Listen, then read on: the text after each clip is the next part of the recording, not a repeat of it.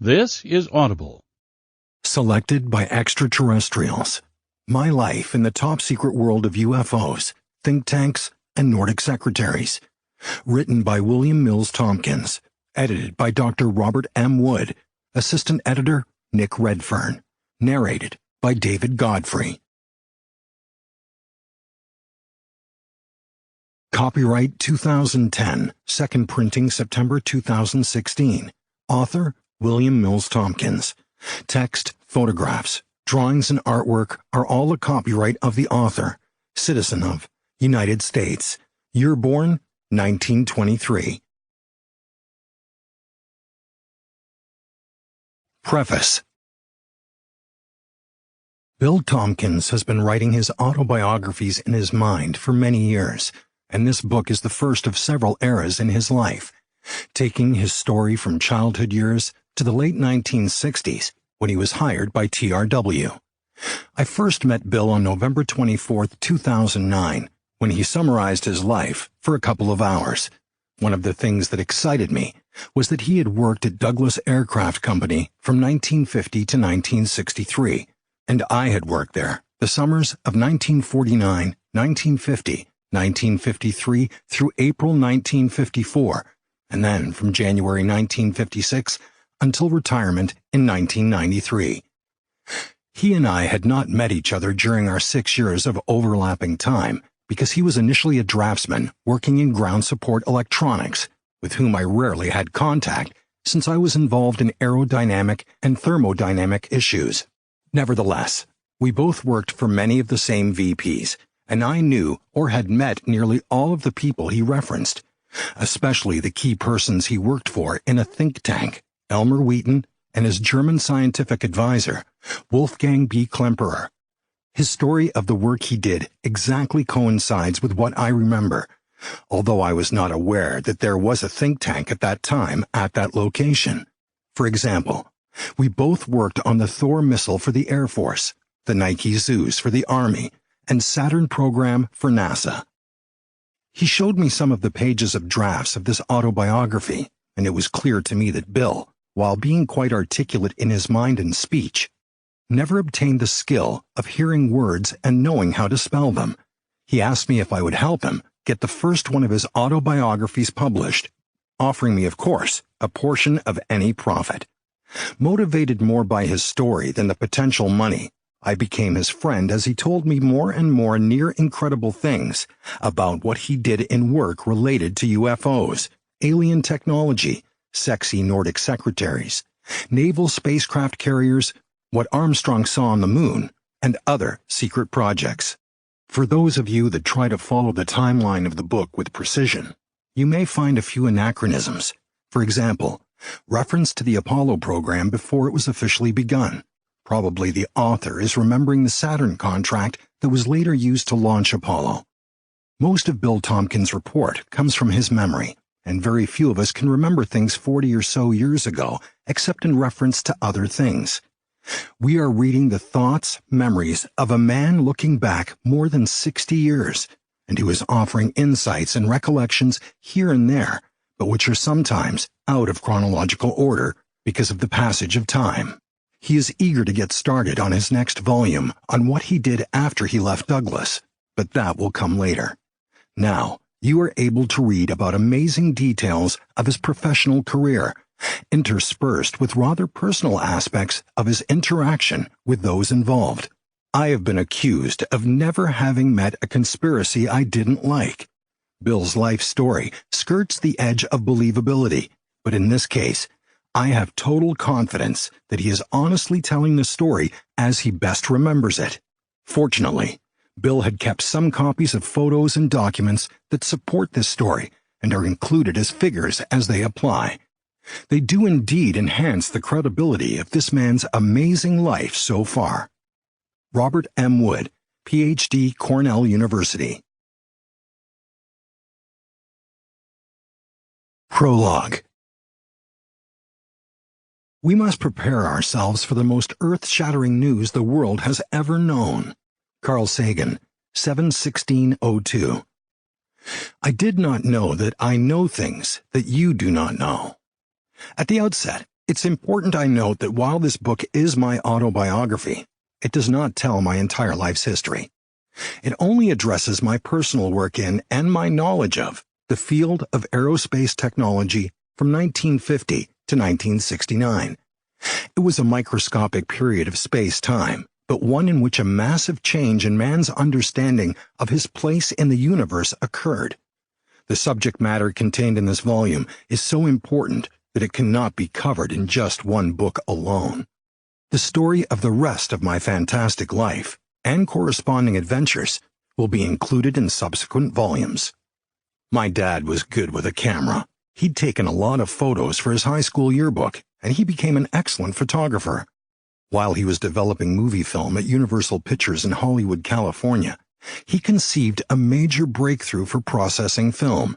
It was so brilliant that nearly every movie director in Hollywood insisted that he process all of their movies. By 1920, the demand for hundreds of movies to be distributed worldwide became so great that Dad built the Standard Film Laboratories, situated on Hollywood Boulevard. This massive production laboratory employed hundreds of technicians, as well as language interpreters to convert English language versions. These foreign language versions were distributed worldwide to more than 140 countries. Dad remained at the helm of Standard Film Laboratories until his company underwent a financial takeover and he was no longer involved.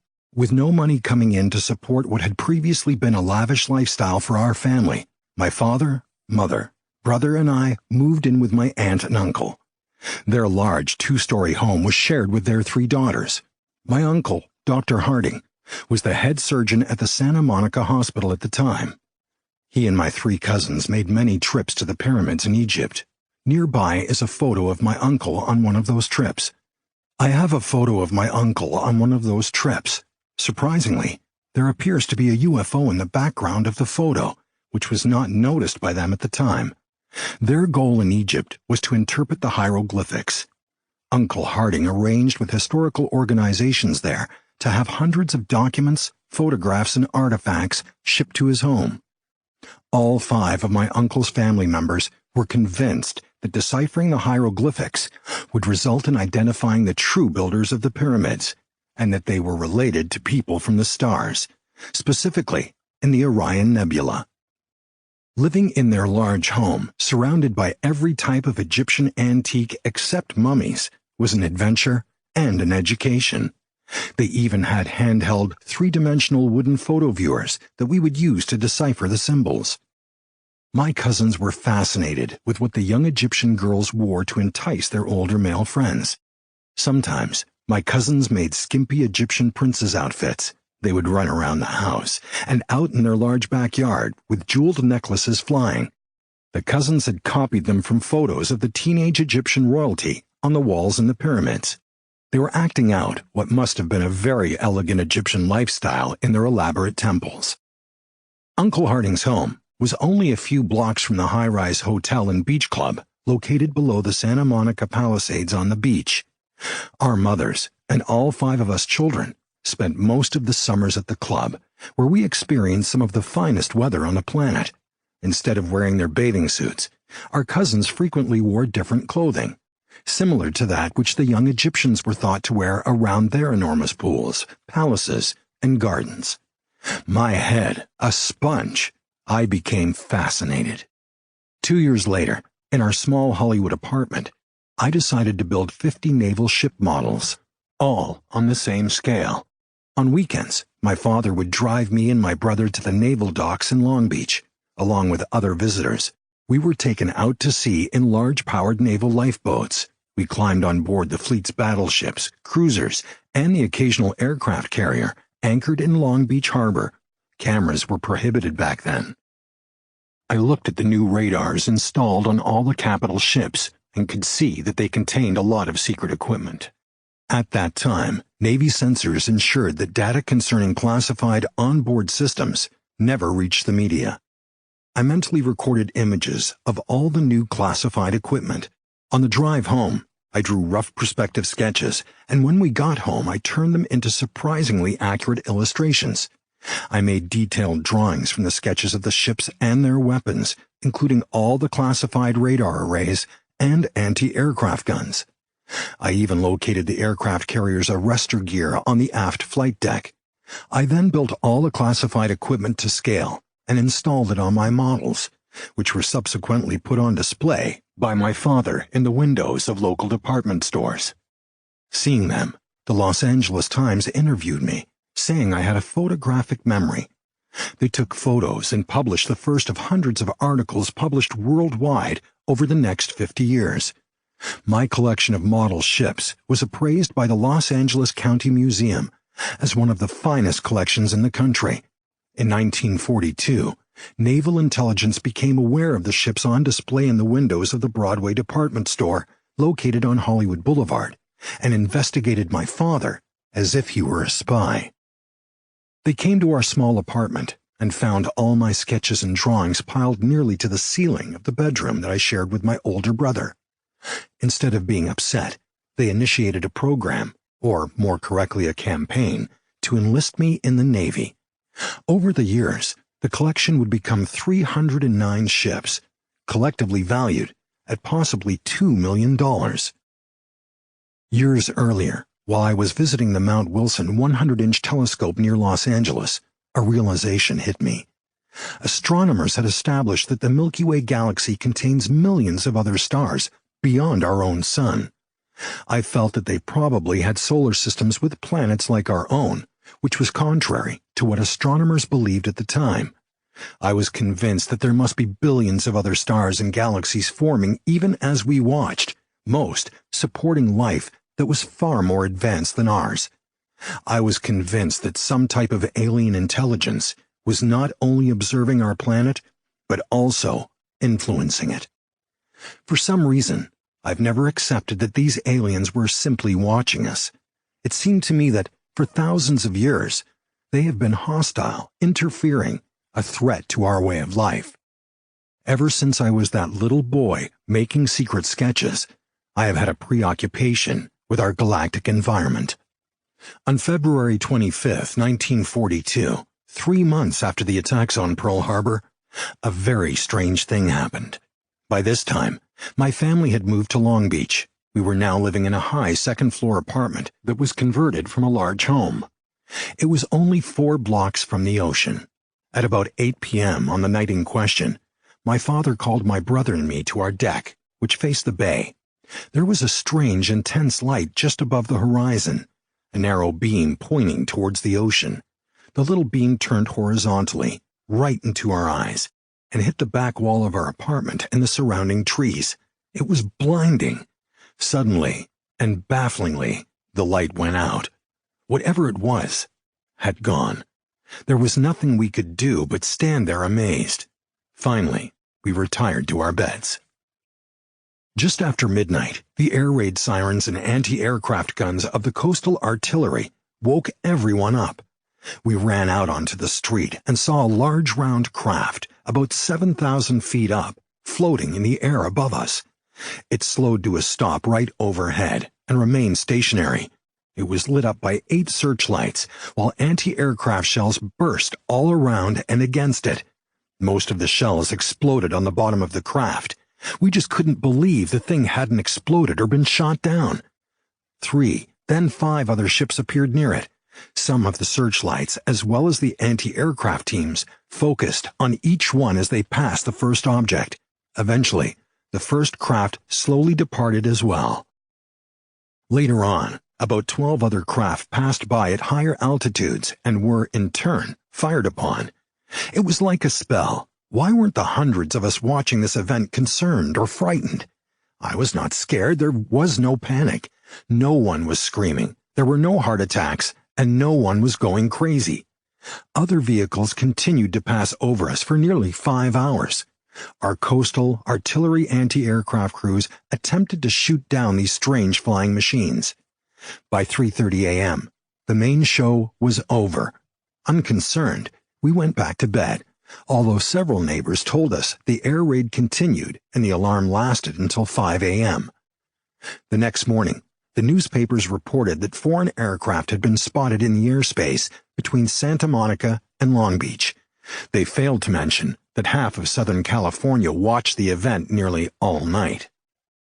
This so-called Los Angeles air raid became the first major incident in a long string of events connected to the UFO phenomenon in recent history, and it was the start of many encounters affecting my entire 57 years of aerospace engineering.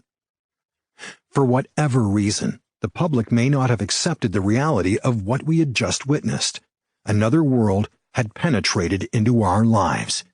I realized that there had to be a massive interplanetary mothership or motherships orbiting our planet, and from somewhere out in the galaxy. The mothership had dispatched hundreds of landing-type platform vehicles to Earth. The nature of their mission was totally unknown. World War II was raging. We had our hands full with the Nazis, and now this? Furthermore, there were several people in the Navy Department, Army Air Corps, and an aircraft company whose entire lives were impacted. They were Admiral Roscoe H. Hillenkoetter, Secretary of the Navy James V. Forrestal, Army Air Corps General Nathan F. Twining, and General Curtis LeMay, Edward Bowles of MIT, Dr. Vannevar Bush, and Donald Douglas Sr., to name a few. As I tell this story, these other stories will be told as well. Another person who saw the massive vehicles over Long Beach in 1942 was a Navy intelligence officer, Lieutenant J.G. Perry Wood. Lieutenant Wood, understanding the talents that went into creating my ship models, put together a mission package for me and got me in the Navy. He arranged for me to get a job with Vultee Aircraft while I was still awaiting my security clearance. After being sworn in and having completed boot camp in San Diego, I was assigned to a position in naval intelligence. I was working on advanced technology projects, having replaced a naval commander at the North Island Naval Air Station, San Diego, California. My mission tasks and objectives were to act as a disseminator of aircraft research and information. While only a third-class seaman, I was destined to be upgraded rapidly. My mission was under the direction of the chief engineer, a captain to whom I was to report, and Admiral Rico Botta, who was in naval intelligence. I was to compile and maintain a continuous survey of experimental research laboratory activities, other governmental agencies, and educational scientific institutions, manufacturers, and research engineers. Upon my own initiative, or at the request of any bureau or office of the Naval Air Forces. I undertook studies of specific instrumentalities and techniques for the purpose of outlining research projects. I was also assigned to the Naval Management Program, enrolled in flight school, and carried out existing and future flight missions for which I received flight pay. I flew in almost every new aircraft in the Navy inventory, sometimes as the pilot. Among other assignments, I flew admirals out to such places as Douglas Aircraft, Santa Monica, Long Beach, and China Lake, situated in the Mojave Desert. For 4 years, from 1942 to 1947, I had access to highly classified programs and was involved in some of the most unprecedented advanced scientific programs on the planet. The war ended, but it was not until 1946 that I was honorably discharged. My dad had insisted I resign so that I could go to work for him, selling real silk hosiery door to door. I hated it. After that, I sold roofing materials for him. I hated that too. Ultimately, I went to work at Northrop. My work with scale models had demonstrated that I would be good at making models to be tested in the wind tunnel. I was convinced this was where my future lay. I got on board in the wind tunnel department. I was also given a job designing airplanes without wings, a job that required a security clearance. I then quit Northrop and went to work at the cybernetics lab at North American, which was at the old Vultee plant. While there, it turns out I saw circuit board prototypes stated to be made from some ET materials. In 1949, my brother and I got a job at Lockheed Aircraft Company in Burbank. When I was working at Lockheed, I became aware of a technical advancement into aerospace activities which was going on at the massive Douglas Aircraft Company in Santa Monica. Again, my models opened doors for me. They had gotten me into the wind tunnel model shop at Northrop, and now, at Douglas, the senior vice president was aware of my ship collections.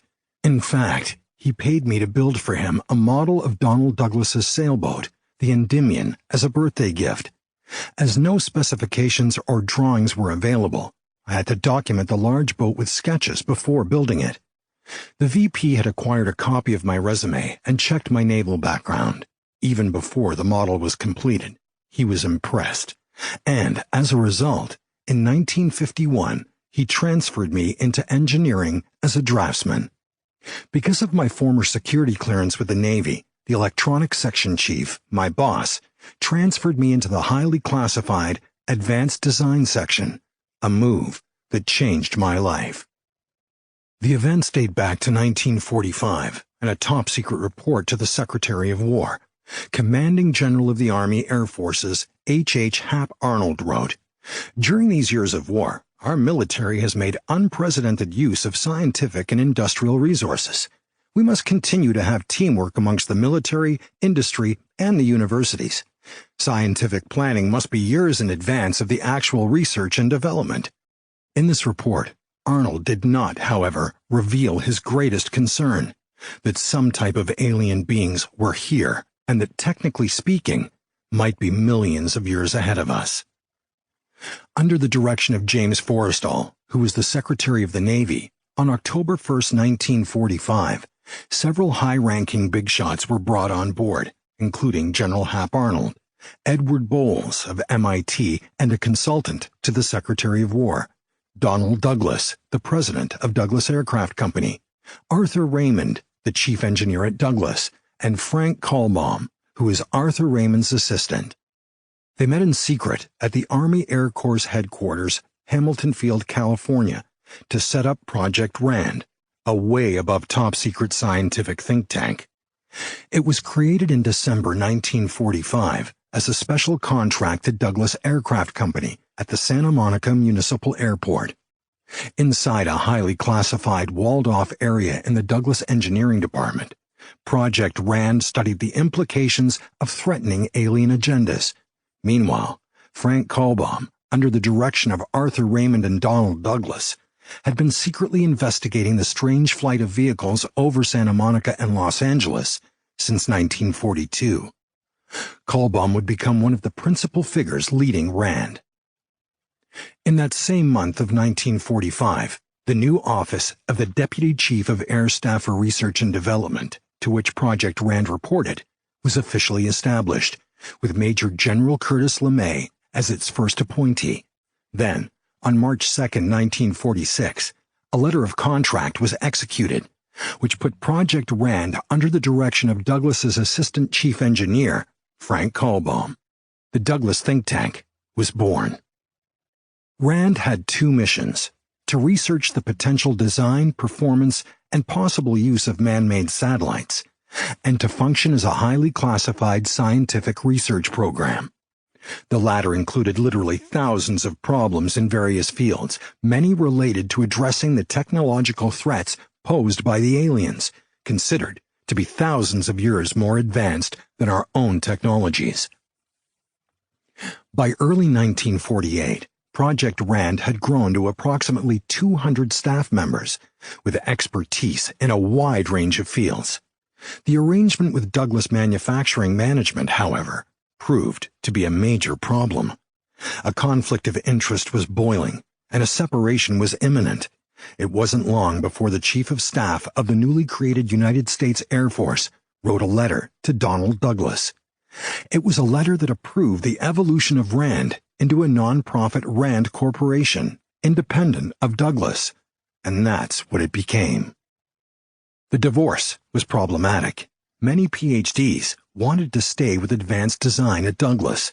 Elements of the big picture were literally thrown back and forth. Others wanted to walk both sides of the line and not be involved in the big picture. Others wanted to proceed only in their fields. But the think tank was split in two. RAND leased a building in downtown Santa Monica and called it the RAND Building. Following the divorce, on June 24, 1947, I was still testing electrostatic field propulsion techniques in the science laboratory at Northrop Aircraft in Hawthorne, and still trying to make vehicles fly with almost no wings. It was also on that date that Kenneth Arnold, a private pilot, encountered a tight formation of 9 disc-shaped aircraft. They were cutting across his flight path at high speed over the Cascade Mountains in the Washington state area. Although this was not the first known sighting of such objects, it was certainly one of the first to gain widespread attention. Hundreds of reports of similar objects quickly followed. Many of these came from highly credible military and civilian sources. The military tried to ascertain the nature and purpose of these objects, primarily in the interest of national defense. They were, however, unsuccessful in their attempts to utilize naval aircraft to pursue reported discs in flight. At times, public reaction bordered on near hysteria. According to the so-called Majestic 12 Eisenhower briefing document mailed anonymously to UFO researcher Jamie Shandera in December 1984, little was learned about these objects until a local rancher reported that one had crashed in a remote region of New Mexico on July 5, 1947. The site, 75 miles northwest of the Roswell Army Airfield, became the staging ground for a secret operation meant to ensure recovery of the wreckage. During the course of this operation, aerial reconnaissance discovered that 4 small humanoid beings had apparently ejected from the craft at some point before it exploded, fallen to Earth roughly 2 miles east of the wreckage site, reported the author of the EBD. All 4 were reportedly dead. A determination was made that the vehicle was a short-range reconnaissance craft, which implied it came from a larger mothership. Numerous examples of what appeared to be a form of writing were found in the wreckage. Efforts to decipher these had remained largely unsuccessful, stated the EBD. Indeed, they were as unsuccessful as the efforts of my uncle, my cousins, and me to decipher those hieroglyphics in Egypt back in the 1930s. Equally unsuccessful, noted the author of the Majestic 12 documents, were the efforts to determine the method of propulsion and the nature or method of transmission of the power source involved. This is not surprising when one takes into consideration the complete absence of identifiable wings, propellers, jets, and total lack of metallic wiring. Nor were there any vacuum tubes or recognizable electronic components present whatsoever. Although these creatures were humanoid, noted Majestic 12, the apparent biological processes responsible for their evolution were entirely different from our own. So the term extraterrestrial biological entities, or EBEs, was adopted. It is virtually certain that these craft do not originate in any country on Earth. Dr. Menzel, allegedly of MJ-12, summed this up nicely, stating, "We are dealing with beings from another solar system entirely." Operation Majestic 12 was created on September 24, 1947, upon the recommendation of Secretary of Defense James S. Forrestal, formerly Secretary of the Navy, Dr. Vannevar Bush, and Admiral Roscoe H. Hillenkoetter, who headed up the group. It is a top-secret, majestic eyes-only research and development intelligence operation responsible directly and only to the President of the United States. In turn, both the Deputy Chief of Air Staff for Research and Development and the Project RAN Group reported only to Majestic 12 at the time. As I said before, early in 1950, I came on board at Douglas, Santa Monica. Because of my Navy intelligence background, they dropped me into this tank, which was still steaming from the divorce, with a group of their peers. Those of us that were newly hired were totally unaware of the separation or the tension that still haunted the PhDs. Nobody told us anything. At times, some of my associates in the tank felt that I approached the advanced space programs as if I were from a different sector of the galaxy. I agreed, because to me this planet doesn't have a good reputation. It's an extremely barbaric place to live. Granted, some of the black hat aliens with what we would perceive as an evil agenda, are certainly responsible for instigating the hatred between our early tribes before 1200 BC and in the years that followed. I have always been convinced that there must be civilizations out there that are not only far more advanced than ours, but also more civilized. So now, I am driven to get my ideas out to everyone reading this book. My intention is to present compelling evidence of multiple alien cultures influencing our aerospace development. Do you, reader, have any concept of the tremendous thrust of the secret work we were involved in? Life on this little planet will never be the same. So continue listening, see what really happened, and get involved.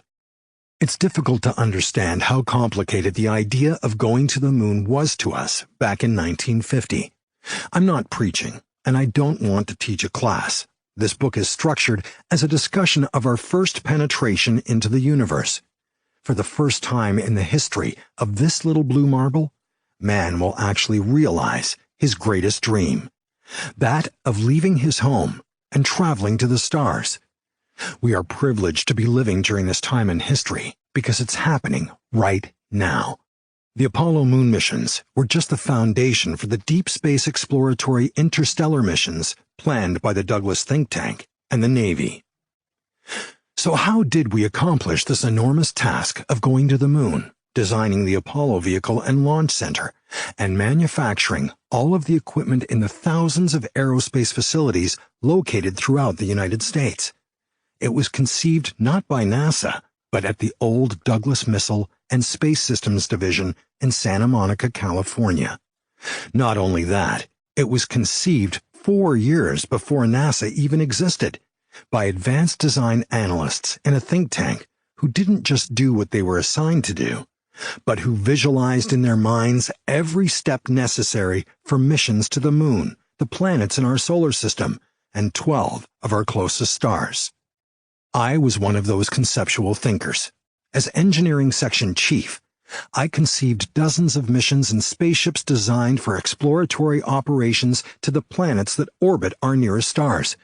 I designed a station to be built on Mars, massive NOVA vehicles, and equatorial launching facilities. I also designed multiple 2,000-man military bases for our moon, and a 600-man naval station for all of the habitable planets and their moons. I devised the checkout and launch test systems for the Apollo Moon Saturn V, SIVB, and reassembly with the Command Control Moon Vehicle. I devised the checkout and launch test systems for the Apollo Moon Saturn V, S4B, and reassembly with the Command Control Moon Vehicle, a near-complete redesign of the major facilities operation for the entire Launch Control Center at Cape Canaveral, Florida. I documented what I did, made sketches, and presented them to my staff, who were the most competent designers on the entire moon program. The results were astounding. I presented them in turn to the NASA directors, who then completely changed their unsuccessful method of development, resulting in 6 successful missions to our closest planetary neighbor. Visualize a hidden, technical world where a block-long 5-story building full of 6-foot-high cabinets of electronic computers, power supplies, old-fashioned printed circuit boards, and wire patch panels could just barely accomplish the mission your cell phone has probably just completed. Most of you were never exposed to the massive size of the computers we designed, built, and operated just to get the 4-stage, 365-foot Apollo Saturn V vehicle checked out and launched to the moon. Today, we are amidst a technical explosion. Man has evolved on this planet for a span of approximately 30,000 years, according to carbon-dated skeletons. In terms of development, nothing of a technical nature occurred until relatively recently. The first airplane, flown by the Wright brothers, was built in the early 1900s. It was only 60 years later that man designed a massive rocket, powered it to the moon, landed there, gathered rocks, and returned safely to Earth, while every thinking person on our planet watched it happen on television. That is only a 60-year time frame. That's less than a lifetime. In 1954, during our studies of pre-Nova and pre-Apollo Saturn deep space starships, We in the Advanced Design think tank collectively established prerequisites for all of our naval spaceship studies. The 300 years of naval experience and the operating missions at sea, sometimes without replenishment, became a prerequisite for all military star missions. Naval vessels are at sea for a long time, which gives them a great deal of expertise when it comes to undertaking long missions. On the other hand, Air Force bomber crews have breakfast with their families in the morning, take off for their missions halfway around the planet, drop their bombs, turn around, fly back home, and have a glass of wine with their wives in the evening. President John F. Kennedy was given permission to leave our planet. I say given permission, but by whom? Who gave Kennedy this wild, stupid idea to go up to the moon? Certainly Congress didn't. They had pork barrel projects back in their home states, all of which needed those hundreds of millions of dollars. And why would Soviet generals and Navy admirals give up all their new toys just to go off half-cocked on some ridiculous moon thing, regardless of social needs in the early 1960s? Someone gave them permission, and it resulted in the most complicated technical task ever attempted in the history of man. The moon race was on. So why was NASA created in 1958? Publicly, it was created to provide a non-military government agency to organize and build a rocket ship that would take man to the moon. Oh, yes, the evil empire was still trying to get there first, but we in the USA were going there on a peaceful exploratory venture. Well, that's not exactly the whole truth either. Back in 1952, some unbelievable space studies came out of the Douglas think tank. They revealed that not only were certain U.S. governmental heads aware of the alien involvement in human affairs, but that the old Soviet Union was aware of the situation too. With possible alien assistance, the Soviets were bent on getting to the moon first, in order to establish missile bases there and control the entire planet. Oh yes, that was a copy of Hitler's plan. What we know is dwarfed by all we have to learn. Never in the history of man's time on this planet has there ever been a project conceived, designed, and successfully completed like the United States Apollo moon program. It remains by far the most complicated technical effort ever attempted by man, and our first major penetration into the universe. Man has made some progress in exploring our local space. Still, we have worlds that await us in our own galaxy, Andromeda, our closest galactic neighbor, and the rest of the universe. Our challenge is to extend our presence across the vastness of deep space, seek answers from other solar systems with potentially intelligent life, and establish commerce with them. So why, all of a sudden, in a microsecond of galactic time, did we leave the planet? Who wanted us out there? End of prologue, 2013. Acknowledgements. To my beautiful wife, Mary, I have never stopped thanking God for you. With every look, every touch, and every kiss we share, you are the miracle that has made my life happier than I ever imagined it could be. You are my shining star. All my love, forever. I would also like to thank Bob Wood, whose determination to authenticate Volume 1 and make it readable to a large audience puts me deeply in his debt.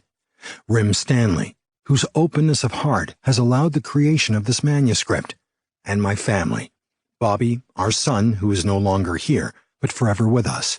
Terry, our daughter, her husband, Hap, grandson Tony, and wife Ski, our great-grandson Josh, great-granddaughter Tori, and our other son Dean, his wife Michelle, our grandson Denial, granddaughter Taylor, and my brother Tom. I hope that one day they all may see the stars more closely. I am deeply in debt to Rim's wonderful wife Allison and their unbelievable son Robert, our other family that sees the stars closely. Chapter 1. A Think Tank. Breathing a sigh of relief, I stepped onto the sidewalk on an early 1951 spring morning in sunny Santa Monica, California. I was renting a room at a nice lady's home only 6 blocks from the beach, 11 blocks from the Douglas Aircraft Company, and 11 miles from Hollywood High School, where I received my education. I had flash images of the beach, filled with bikini-clad dreamers of movie stardom lounging in the sun. As I headed out on my walk to work, my curiosity resurfaced. I couldn't help but wonder what a kid like me was doing in a think tank.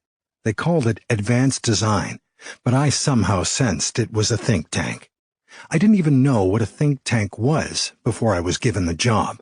I'd never done anything like it before, and I certainly wasn't qualified for the job. Unlike so many other more suitable candidates, I was just a draftsman. Well, maybe like a junior grad, but certainly some sort of military pawn. I thought, nobody tells me anything around here. They just have me figuring things out, like the requirements for maneuvering vehicles in a vacuum, accomplishing stage separation, and establishing a moon base. There were many compartments. It was like a maze.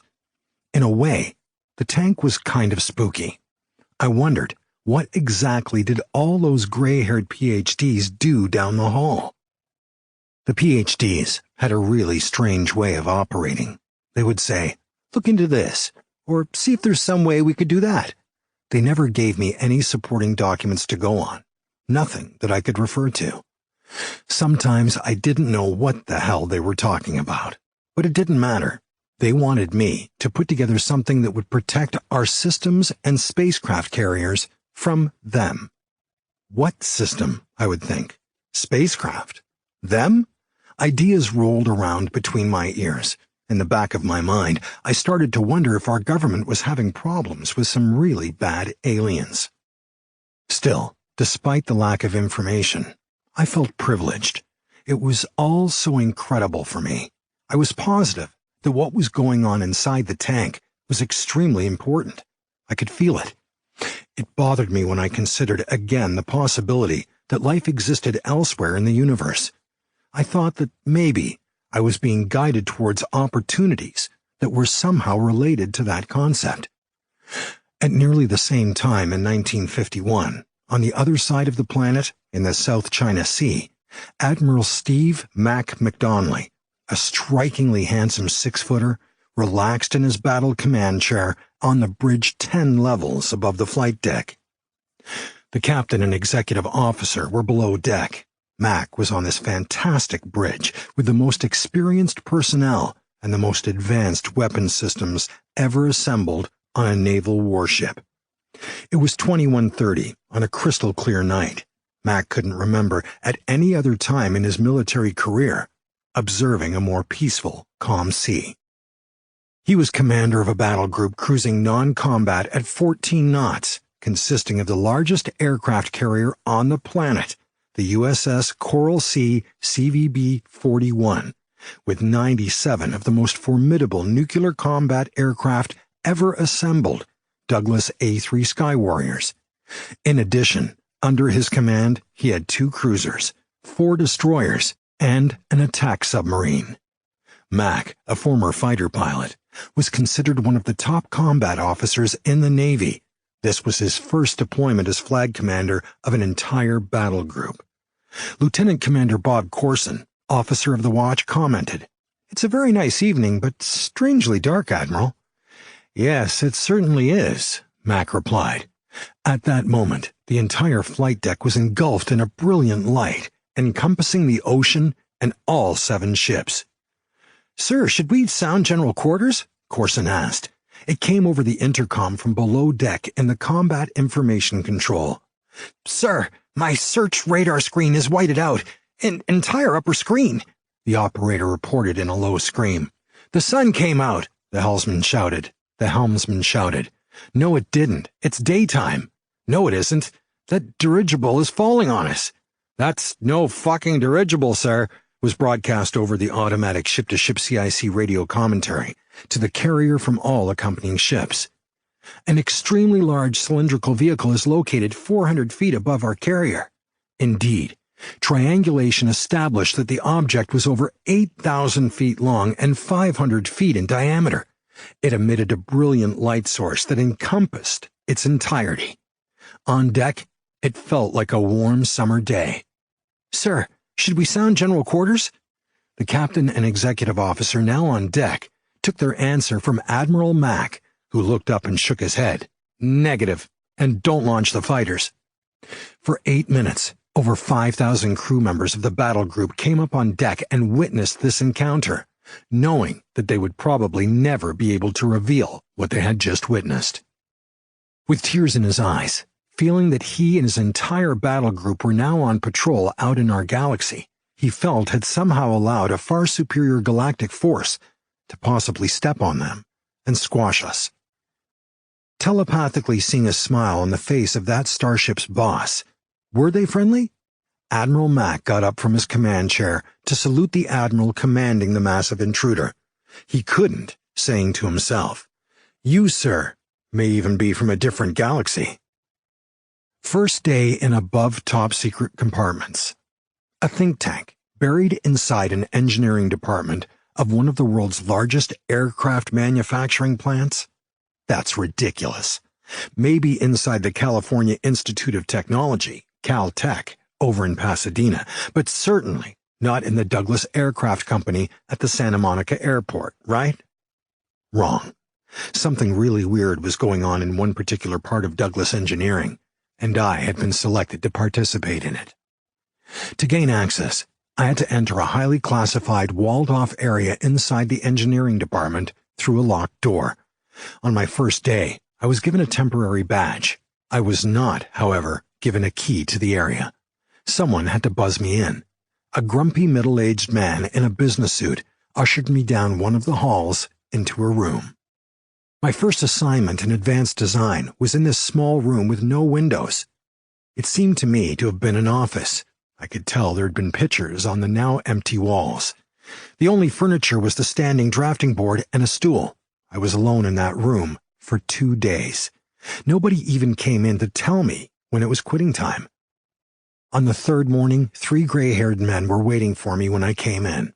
Without introductions, each instructed me to determine a method to transport heavy equipment from caverns 316 to caverns 329 and 330, saying they need a prototype by Sunday. A method that would enable them to stabilize a rocket stage that has malfunctioned during descent. The risk factors in misinterpreting the intent of acquired computations involving recording data. So which one's my boss? Which task do I accomplish first? How big are the caverns and how big is the equipment? What are we doing underground? I thought we built airplanes here. What's a stage? Stagecoach? Descent of what and whose recorded data? They kept me in that little room for 3 weeks, moving me then farther down one of the halls to a larger area with empty walls and 5 drafting boards. I got the feeling I had been there before, but everything was different. Before, it was like a conference room, much larger and with strange inhabitants. My thoughts were interrupted and faded away as a nice young good-looking guy with wavy hair and a big smile stood up. He was holding out his hand for me to shake.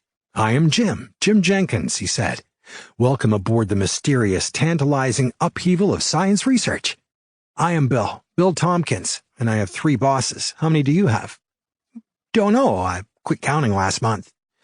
I somehow knew that I had seen him before. I really liked this guy, and knew that we were going to be really good friends for a long, long time. 1 year later, Face of Deception, 1952. The time was 5:10 a.m. I pushed my hair from my forehead. I had gotten up early, just at daybreak. I slipped into my dark blue pants and white dress shirt and went in search of a cup of coffee.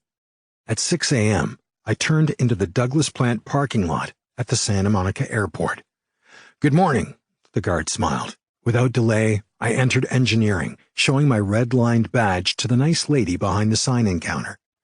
"Tight security," I said. She nodded. "No party crashers allowed." Not much airplane manufacturing here, I thought, but there were a lot of advanced aircraft and weapon system-based projects underway. I passed 500 empty drafting boards on the main floor. Approaching the narrow entry, I slid my coded card into the slot and pushed open the first door, and then the second. I stepped through into an altogether different world, The offices and cubicles, even the laboratories, weren't so much the focus, but the scientific deep space research definitely was. Formulas, space-time diagrams, and astronomical charts lined the walls. The academic atmosphere and attitude was of analyzing and solving critical problems at any cost. It had to be accomplished. The lobby of the engineering tank was at the end of a long hallway. It was cheerful, brightly lit, and well furnished. I rested my hands on the top of her desk. "Dooby-dooby-doo," I said. This sparkling-eyed, adorable little thing, Alessandra, gave me a big smile and replied, "Dooby-dooby-doo to you, Billy boy." "Isn't Strangers in the Night appropriate today?" I asked. "You're a little late, Bill," Alessandra responded. "Some of your buddies are already down the hall." Up she popped from her chair, revealing her short red-orange dress. She gestured towards me. "Are you going to Wheaton's party, or are you going to duck into your design area and call in sick at the last minute? You know that bastard Edelson will be here." There was no mistaking the flirtatious overtones in her voice. My eyes flashed over her form. "Do I have a choice here?" "Go into your area," Alessandra said. "I'll be over at break." Instead, I went down the hall towards the conference room, even though I was frustrated. Stopping, I sensed that something was wrong. I felt safer in the walled-off advanced design think tank area than out in engineering. The fewer ears, the better. We were never told, but the team suspected, that the projects were based around extraterrestrial intervention. I was worried. Something was making a terrible noise in my head. My body began to shake. What were we really doing in here, I wondered. We must be part of something astronomical, something unbelievable. Whatever it was descending on us with overwhelming intensity. Before the day's program review, I tried to rationalize the contract again. It seemed to control everything. I thought it must be a naval contract. But why Douglas? Nobody in here actually called it a think tank.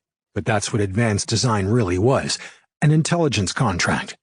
Maybe they had a control group, chaired by some top guy in defense, and he or they had selected Douglas to study problems related to an extraterrestrial presence.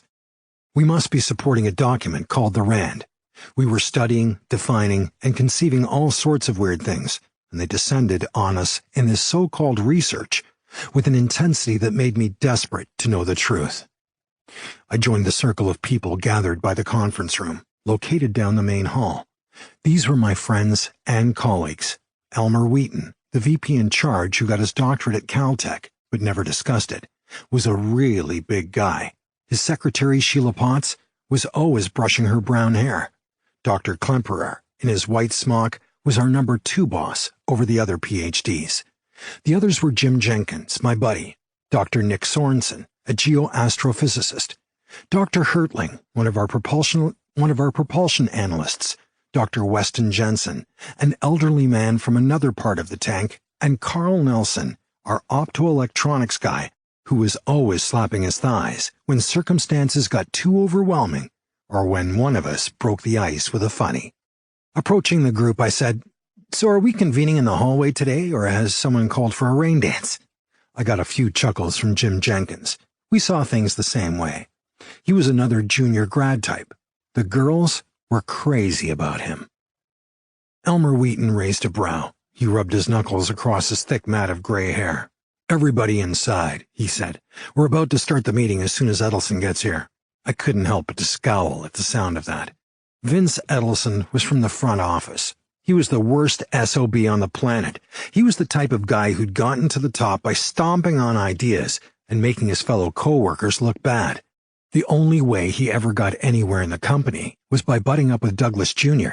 and kissing the asses of manufacturing corporate executives on a regular basis. Needless to say, I wasn't looking forward to working with him on this project. "Why is he in here?" I asked. "No one from the corporation is permitted in the tank." We all mumbled and shuffled our way into the conference room. Tagging along beside me, Jim muttered, "So, the metaphysical convention begins." I smiled grimly and said, "Hey, it's possible these missions and configuration concepts could provide us with a steep learning curve, like enough to fend off the threats, which appear to be coming from out there. It may mean the life or death of our species, and I want to be as prepared as possible. rather than turn a blind eye to the limitless possibilities. The elaborate conference room could hold over 30 people. It had modern upholstered swivel chairs, overhead movie and slide projectors, and a pull-down screen.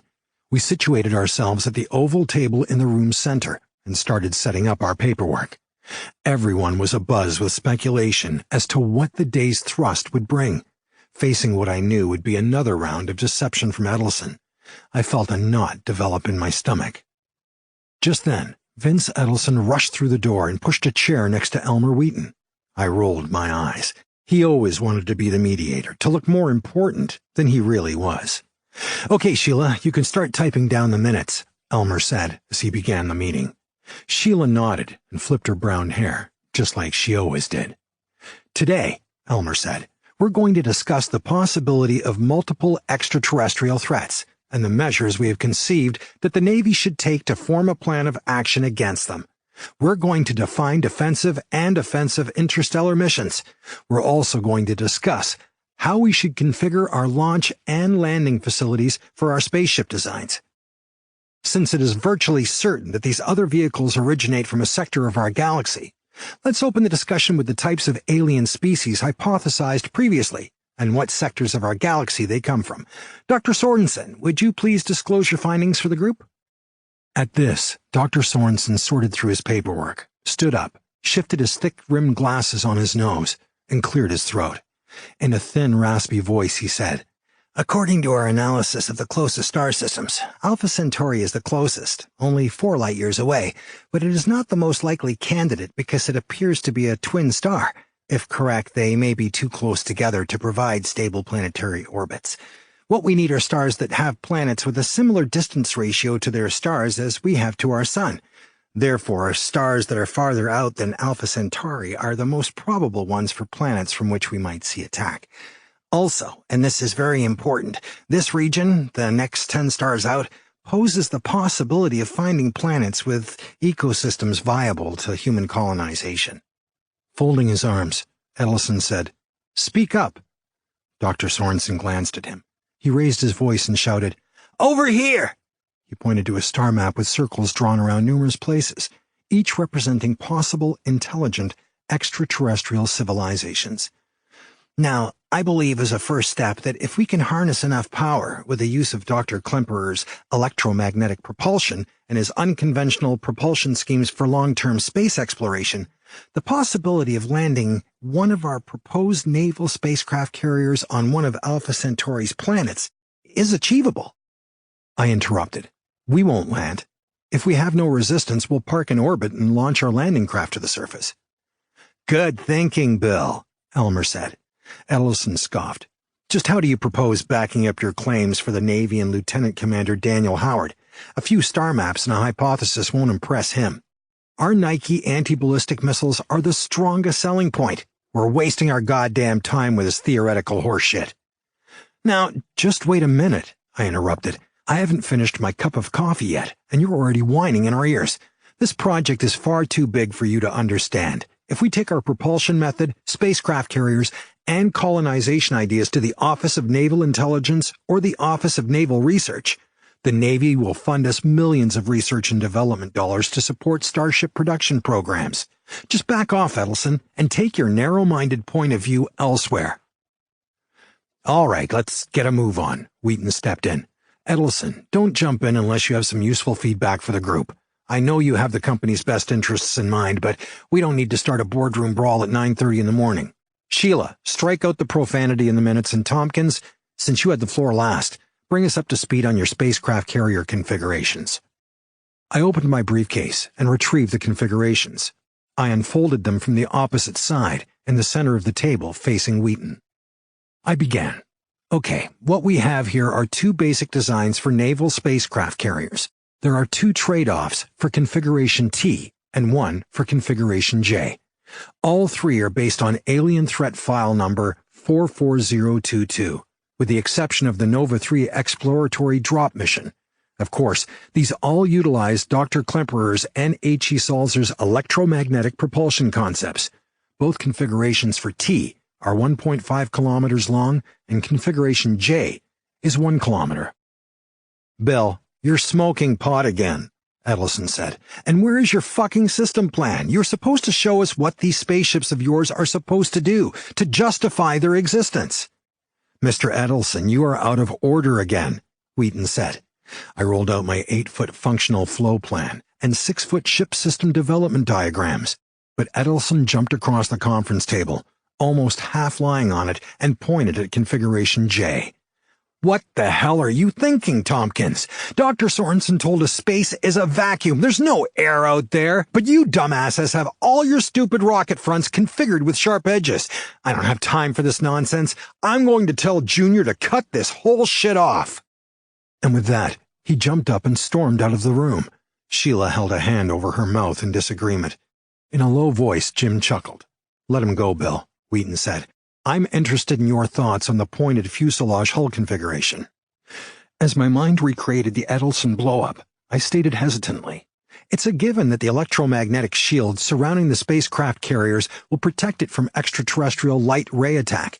If the ship were to fly through an unsheltered nebula at possibly 3 times the speed of light and encounter a kilometer-sized meteor shower, any boulder that got through the shield would just glance off the angled surface. With our limited knowledge of all the different particles of space materials, and given that we provide a capability for wedging our way through, I've conceived a backup system." I pointed at my charts to demonstrate the concept. Sipping his coffee, Wheaton stared at my chart. "Good thinking," he responded. "I'm impressed with your configuration T, indicating all 3 classes of spacecraft needed for a drop mission. Well then, gentlemen, let's try shooting holes in Bill's concept." At that point, Dr. Sorensen spoke up. "Your T configuration might work with the right materials. Asteroids do pack a punch in our atmosphere. At 3 times the speed of light, a similar impact would possibly be 3-fold the experience of what we can test now in a laboratory. Dr. Jansen, do you have any idea about what may impact the logistics of Bill's design here?" Dr. Weston Jansen rubbed his head, arching his brows. "Well, I could come up with a theoretical design for the forward panels that might take impacts better by using a suspension system.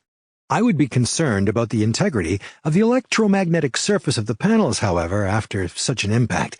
We'd have to get the approval of the Office of Naval Research to use Caltech's supercomputer when they get the bugs out and recreate a simulated physical scenario. But the real thing may endanger the lives of the astronauts." "Don't worry about ONR's approval," Wheaton said. "They can get it for us." Then he said, "Okay, great job, gentlemen. If we can get this through the heavies and the other part, we might get a final out. I think ONI and ONR will both run with it. This is the kind of backup Bobby Ray Inman, needs to convince Forrestal's people that we can close the gap with the other ones out there." I thought, who are they? And who are the heavies in the other part? Note from Editor Wood. My interpretation of these remarks and their chronology is this. Elmer Wheaton had contact with a UFO-cleared group in the Navy, which he referred to as Forrestal's people, as the ones who knew about the UFO issues. One of the new young Navy officers who was cleared for the UFO topic appears to have been Bobby Ray Inman, and his inside knowledge of the UFO problem may well have been the special link to his subsequent highly successful career. Apparently Bobby Ray was the main person interacting with the Wheaton think tank at the time of this conversation. Since Bill Tompkins' time in this vault spanned several years, it is not really clear that this conversation occurred in 1952 or perhaps a year or so later. Naval interstellar space operations are a way off, but we need to get some probes out to Mars as soon as possible. I want everyone to make notes about what we need for further discussion of these ideas. Sorensen, I want you to make a density chart of some of the asteroids we have on file and confer with Jansen and some of the material design engineers. Dr. Klemperer, would you please guide them per your specifications for the electromagnetic panels? Absolutely, Klemp said, nodding. A man in his late 60s, he had a head of thinning gray hair and nearly always wore a white smock over a suit.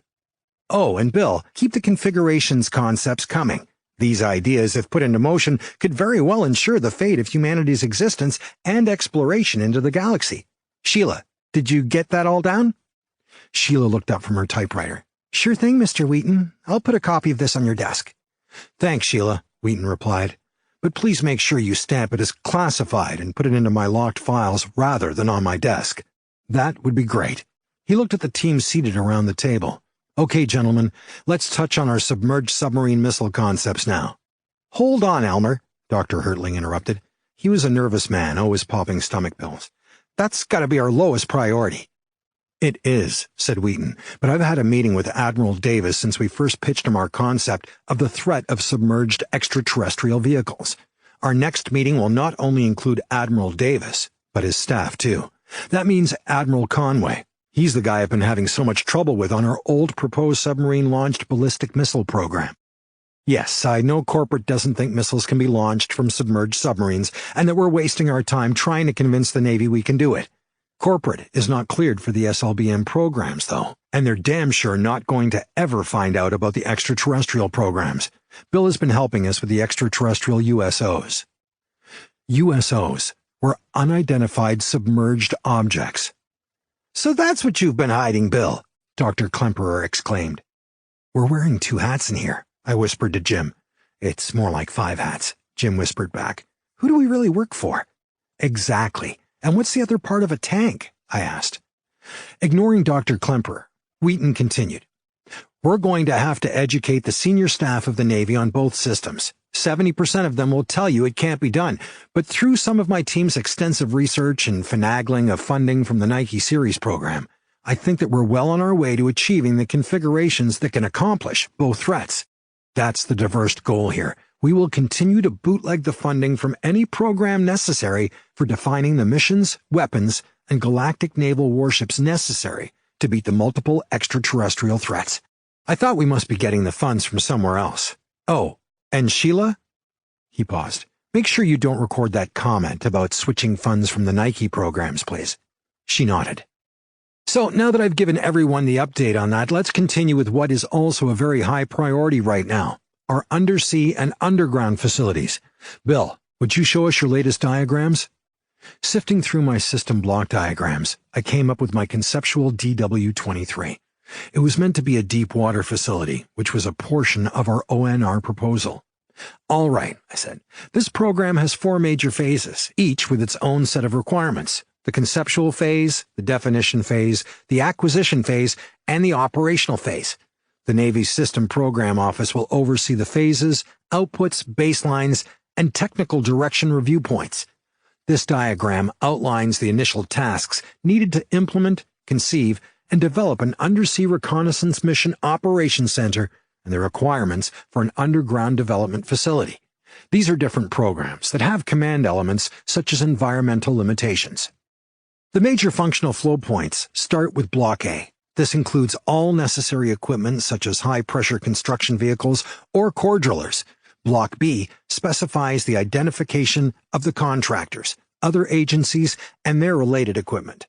Block C tests the effectiveness of the site as related to location, on land or underwater, and how the equipment can be implemented in that specific area.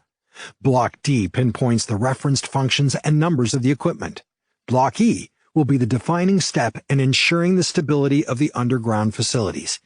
It includes vibrations or shock and acoustic levels and their maximum limits, temperature and humidity, forced ventilation and air exchangers, illumination of the control and operation areas where personnel will be working, personnel occupancy and numbers required for normal operation, electromagnetic interference and compatibility, contamination levels and tolerance, hazards and safeties in qualitative and quantitative measures, heat rejection rates, critical time measures, and other special requirements not already listed but specific to each site, including water pressure and sea currents for the underwater facilities. Okay now, keep with me here. Block F lists the interface design requirements. These are similar to Block E and specifically pertain to physical interfaces between the site and the equipment. They include envelope and weight, mounting precision, nuclear or electric power generation. Let's, if possible, not use nuclear. Electrical grounding, water desalination service, access and transportation, including platforms for machinery, handling provisions like elevators, submersible construction vehicles, and hoists, fire hazard provisions, and other special interference considerations. I stepped back from my DW-23 diagram and took a sip of water. Now, I'm not running with a request for a proposal here, and to my knowledge, no one has ever mentioned what the intent of these facilities is. What has come to my attention, and I'm sure all of yours, however, is that somebody in the Navy wants to research the bottom of the ocean extensively. I say this because the program requires the use of giant boring machines capable of operating in deep trenches and cutting into the planet's crust. Now, it would be irresponsible for us to overlook their specific intent. The most probable assumption would be that the Navy wishes to monitor the extraterrestrial underwater and underground bases that have possibly been secretly operating all over the planet. That has been the requirement for years. Therefore, I'm recommending we submit this proposal to whoever approves our efforts here. Then, I'm recommending that it will be submitted to the Office of Naval Intelligence and Admiral Caldwell next week to get the ball rolling before ONR can get cold feet again. Now, Bill, don't be sarcastic, Wheaton said. I put away my diagrams, and nervous chuckles filled the conference room. Your presentation and proposal, Bill, should provide the others with an incentive for recommending this proposal to Washington without any problem, Wheaton said. This time, I'll be sure to mention to corporate that we need to set aside resources for advanced research. We can troubleshoot the details and specifics once we get a preliminary nod from Washington. Who the hell are the others? Jim whispered. Washington? I whispered back. I thought we were working for the Navy. Well, Wheaton concluded right over us. I think we should stop for now. Everyone make sure you take all of your notes and put them into your research schedule. I know the load is just getting heavier, but with persistence, we can begin a sound program to catch up on technical grounds with whoever is out there. Okay? Enough. Oh, Sheila, please note the time on our records. Good. Let's get some lunch. We all hurried out of the conference room. I need a stiff drink to settle my nerves. Do you want to come? I asked Jim. Jim laughed. Incredible, isn't it? After a disclosure like that, I'm not sure I can stomach much. It's like we're being watched from all angles. Mysteries of the impossible deepened. Every meeting I get more confused as to who we're making all this effort for, I said to Jim, and he agreed. I want to know who the hell are they? Later, after another horrendous 11-hour rain dance in the conference room, we had a knockdown, drag-out session about the requirements for a galactic navy and the first 12 star missions. Jim hollered to me that we should hit the lab, so we grabbed our coffees and headed straight over. The lab was a place where advanced design engineers played with their concepts and ideas. We cut out cardstock and taped the different parts together to simulate study models of our exotic propulsion systems, starships, command facilities, and lunar planetary base configurations. I relaxed, knowing that Jim was easy to converse with on ideas. We've got to do our homework and get better prepared for all these unannounced attacks on advanced design by corporate, I said. I'm with you there, Jim agreed, as he stared at the door waiting for the flood of people about to arrive. We can't let those SOBs cut Wheaton up into little pieces like they have been doing. I nodded and clenched the handle of my mug. We had agreed in advanced design years ago that we wouldn't be considering rocket or nuclear platforms for any proposal system concerning the galactic naval missions, right? So forget what that asshole Edelson was screaming about. Let's look at it this way. The traditional methods just aren't going to work. Utilizing the terms annulling or counteracting gravity usually refers to any means that would enable material objects in space to withstand the tendency to fall to the Earth. Correct, Jim agreed. The three different possibilities we've been working with are the annulment of gravity without cost and energy, the annulment or counteraction with the expenditure of energy, employing some yet undiscovered relation between gravitational and electromagnetic fields, and the counteraction by electromagnetic propulsion, employing an anti-gravitational device based upon principles in the existing state of physical knowledge. Sure. You and I selected number 3, Einstein's principle of equivalence, which is the theory of general relativity and gravitation. That's right. So it's not some mysterious attraction like Edelson was raving about. It's identical to the field of mechanical acceleration.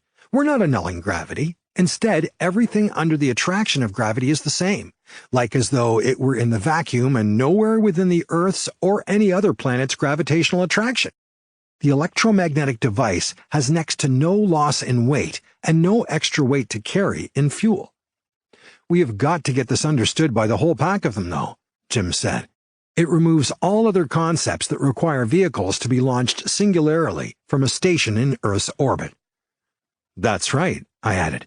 We don't need a launching complex like my proposal for our first moon rocket. That became NASA's Apollo Complex 39.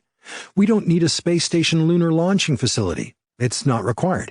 We only need the hangars. It's just like the late 1930s when our Navy's aircraft carrier's USS Macon dirigible took off. It could refuel warplanes. Our system will allow Admiral Conway to give the Move Out Smartly command from a spacecraft carrier at the San Diego Naval Space Station, leaving the U.S. on the Alpha Centauri mission. You know, Jim, I don't think they understood.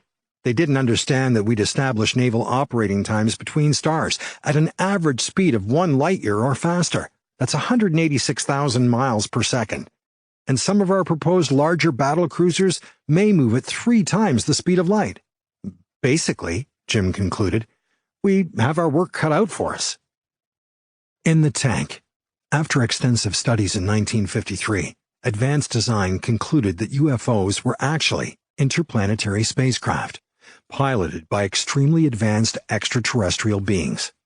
Specifically, we resolved that they were the greatest threat our planet had ever encountered, and this was way before the CSI, Civilian Saucer Investigation, came to the same conclusion. People were being taken out, particularly those who were knowledgeable about the situation but wanted to talk. It began with the first Secretary of Defense, James Forrestal, former Secretary of the Navy. Then it was President John Kennedy in Dallas. Next, Bobby Kennedy in the hotel. And who can forget August 5th, 1962, when Marilyn Monroe got it in the bed that John and Bobby had shared with her. But why Marilyn? That was too much for all us guys to take. Marilyn was the real loss. Only kidding. 1951, before Nova Concepts. Using Klempe's 4 propulsional schemes that Elmer threw holy water on, Jim and I were asked to define the Naval Stellar Exploratory missions.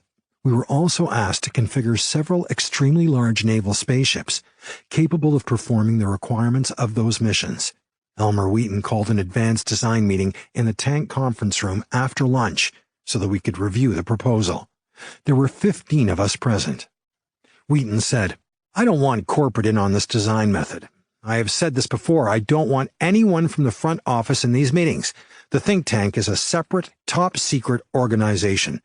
I'm concerned somebody's providing them access. I know they keep trying to push their authority on us, but they only pay our rent. Remember, we don't report to them. Always pushing it, Jim asked. Then who exactly do we report to? Simmer down, Jim, Wheaton said. You know that's not discussed. Then Klempe promptly proceeded to describe anti-gravitation as it applied to the naval spaceship designs. I interrupted, explaining that for my mission requirements listings, my ship configurations would be horizontal like a battleship, rather than vertical like a German V-2 rocket. Then I proceeded to elaborate on how I would utilize light ray weapon systems. We had no requirement for fuel. The vehicles needed to be self-sufficient, so the ship would require anti-gravitational propulsion. Dr. William Oswald, aerodynamics chief, said that on a mission to Venus, if we flew at an acceleration of 1 gravity in our space vehicle for 18 hours, at the end, if the acceleration was reversed, it would be theoretically possible to land on the planet Venus 25 million miles from Earth 36 hours after launch. The speed of his spaceship would have reached 1,400,000 miles per hour, or about 400 miles per second. So, okay, what does that mean? Wheaton continued. It means that we can get out there too, not just the aliens. We've already accepted that there are many more other extraterrestrials out there besides the ones from Sirius, Alpha Centauri, or the Andromeda Galaxy M31. I have a strong feeling that some of them are from other galaxies too. To answer your question more specifically, I continued, these thoughts materialize in my brain and present images of certain configurations. They tell me that these are the only ones that will meet certain threats, and it's up to me to implement them at all costs. I began making sketches of the basic configuration and necessary components needed to accomplish the task, saying, You know, Jim, there really aren't very many of us here at Douglas who can visualize the entirety of the weapon systems projects or the spaceships we formulate. Most of the PhDs in advanced design are very good at analyzing specifics, but they're limited in their view of the big picture. But I don't know how Johnson comes up with his designs, like his small Nova starship to be launched from an equatorial raft. Later, I developed launch control centers for the Nova program.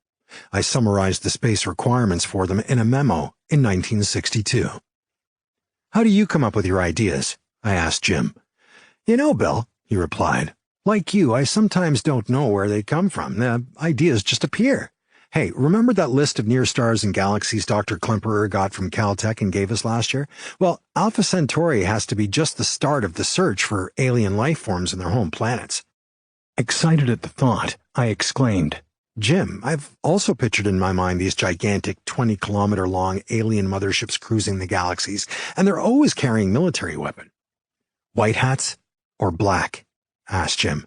As noted in the prologue, black hat aliens promote actions that would be poor for our society, an evil agenda. Some seem to be like our Navy battle groups, patrolling peacefully, but others were really menacing, conquering worlds. I've had dreams where these alien ships were neutralizing entire planetary civilizations and sucking their resources dry.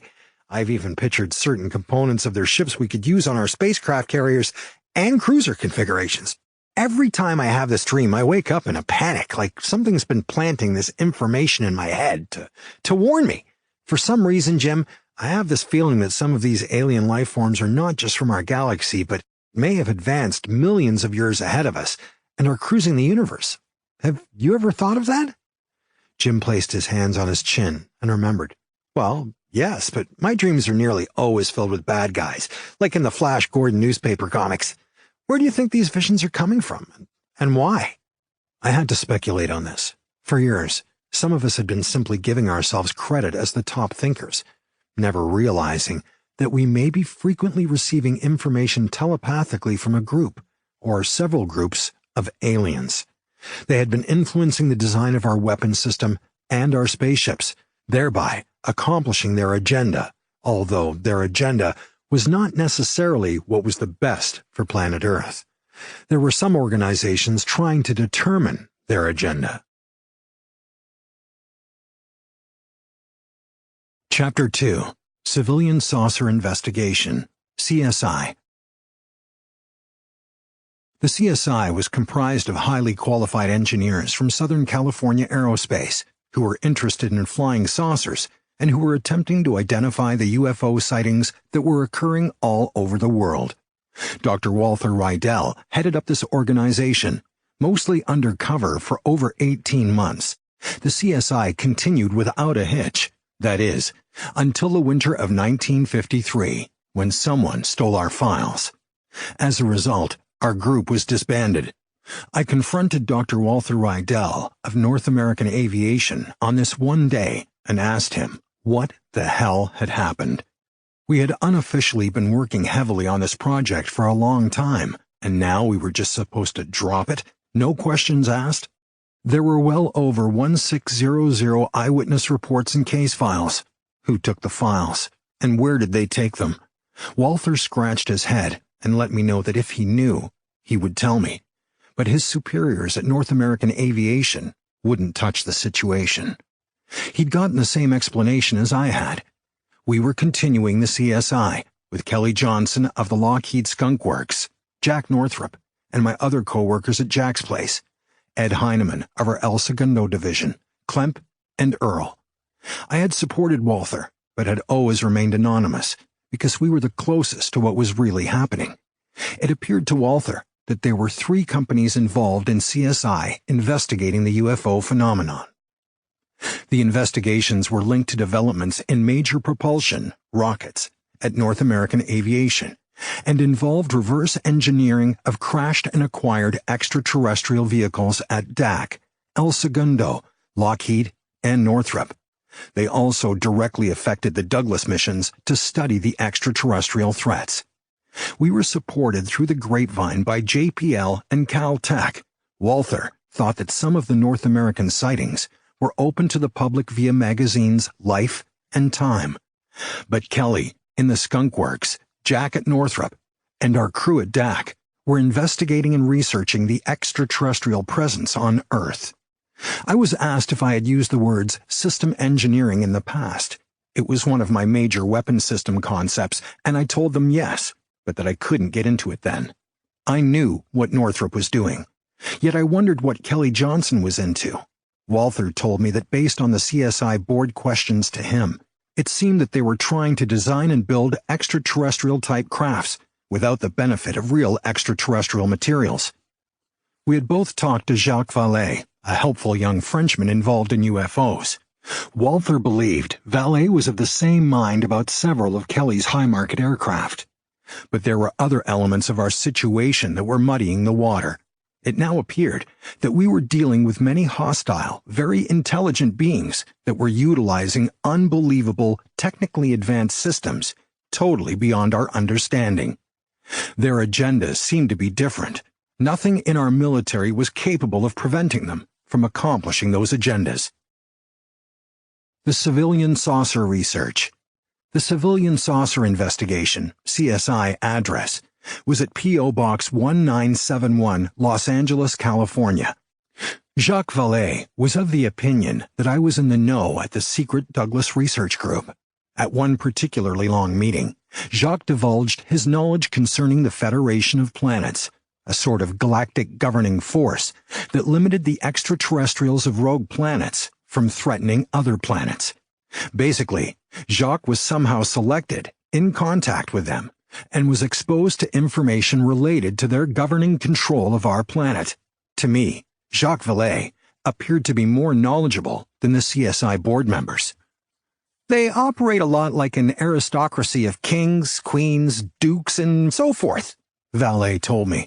It's not like our democratically elected government. They, the aliens, communicate internally and different from us. Even though I was fascinated with Vallée's information, I avoided divulging any of the work I was involved in. This made it a little difficult, but we continued the off-site meetings. Back in the think tank, I was also selected to be the disseminator for CSI information. I believe Elmer Wheaton was responsible, but I don't think he was openly involved in the CSI. I was also responsible for interpreting alien encounter letters transmitted from all over the world. This included all DAC in-house military, airline, and research documentation on the subject. It was thought possible in the tank that a galactic federation of planets, or controlling group of aliens, apparently operated and controlled some 60 stars in our sector of the galaxy. Project Sign was established in 1949 by the Air Force to investigate UFO sightings, but it became Project Blue Book when it got the backing of Director Admiral Delmar Farney, head of Navy's Guided Missile Program, Roscoe Hillketter, and Air Force General Nathan Twining. They all acknowledged that UFOs were real, and that they were a threat to Earth. They were tied in with the national security elite, who wanted it to be kept secret, even within the classified world. But Major Donald Kehoe nearly blew their cover with his book Flying Saucers Are Real. Of course, that was later covered up by the U.S. government. Captain Edward Ruppelt, an Air Force intelligence officer who supposedly represented the Air Force's investigation of UFOs, headed up Project Blue Book. Ruppelt hired Dr. Alan Hynek to support their investigation of the UFOs on the technical side. He came to Los Angeles, the center of aviation, to investigate the findings of the CSI, having discovered our data through the public and private CSI meetings. Douglas, Lockheed, North American, Northrop, Caltech, and JPL. We were all involved in the CSI study as well. CSI informed the Air Force, via Ruppelt, that they had determined UFOs to be real, that humans were controlled by aliens, and that the aliens appeared to be a threat to our planet. The Air Force confiscated all of the CSI files. They didn't want this intelligence leaking out to the mass population. I've always found it extremely interesting, however, that after 3 years of study by Project Sign and Blue Book, the Air Force released information countering the existence of UFOs and their threat to the United States. Ruppelt left the Air Force, and Douglas immediately hired him as a consultant on extraterrestrials for advanced design. Several months later, in September 1960, he died after a second heart attack. Dr. Walther Rydell's research, CSI. I grabbed my briefcase, which contained some of my civilian saucer investigation files, and headed out to an early meeting. This was before work, at a Beverly Hills coffee shop on Wilshire Boulevard. This was with Dr. Walther Rydell, the principal head of the CSI. The group was comprised of the most technically oriented and highly qualified analysts from Southern California-based aircraft companies and universities.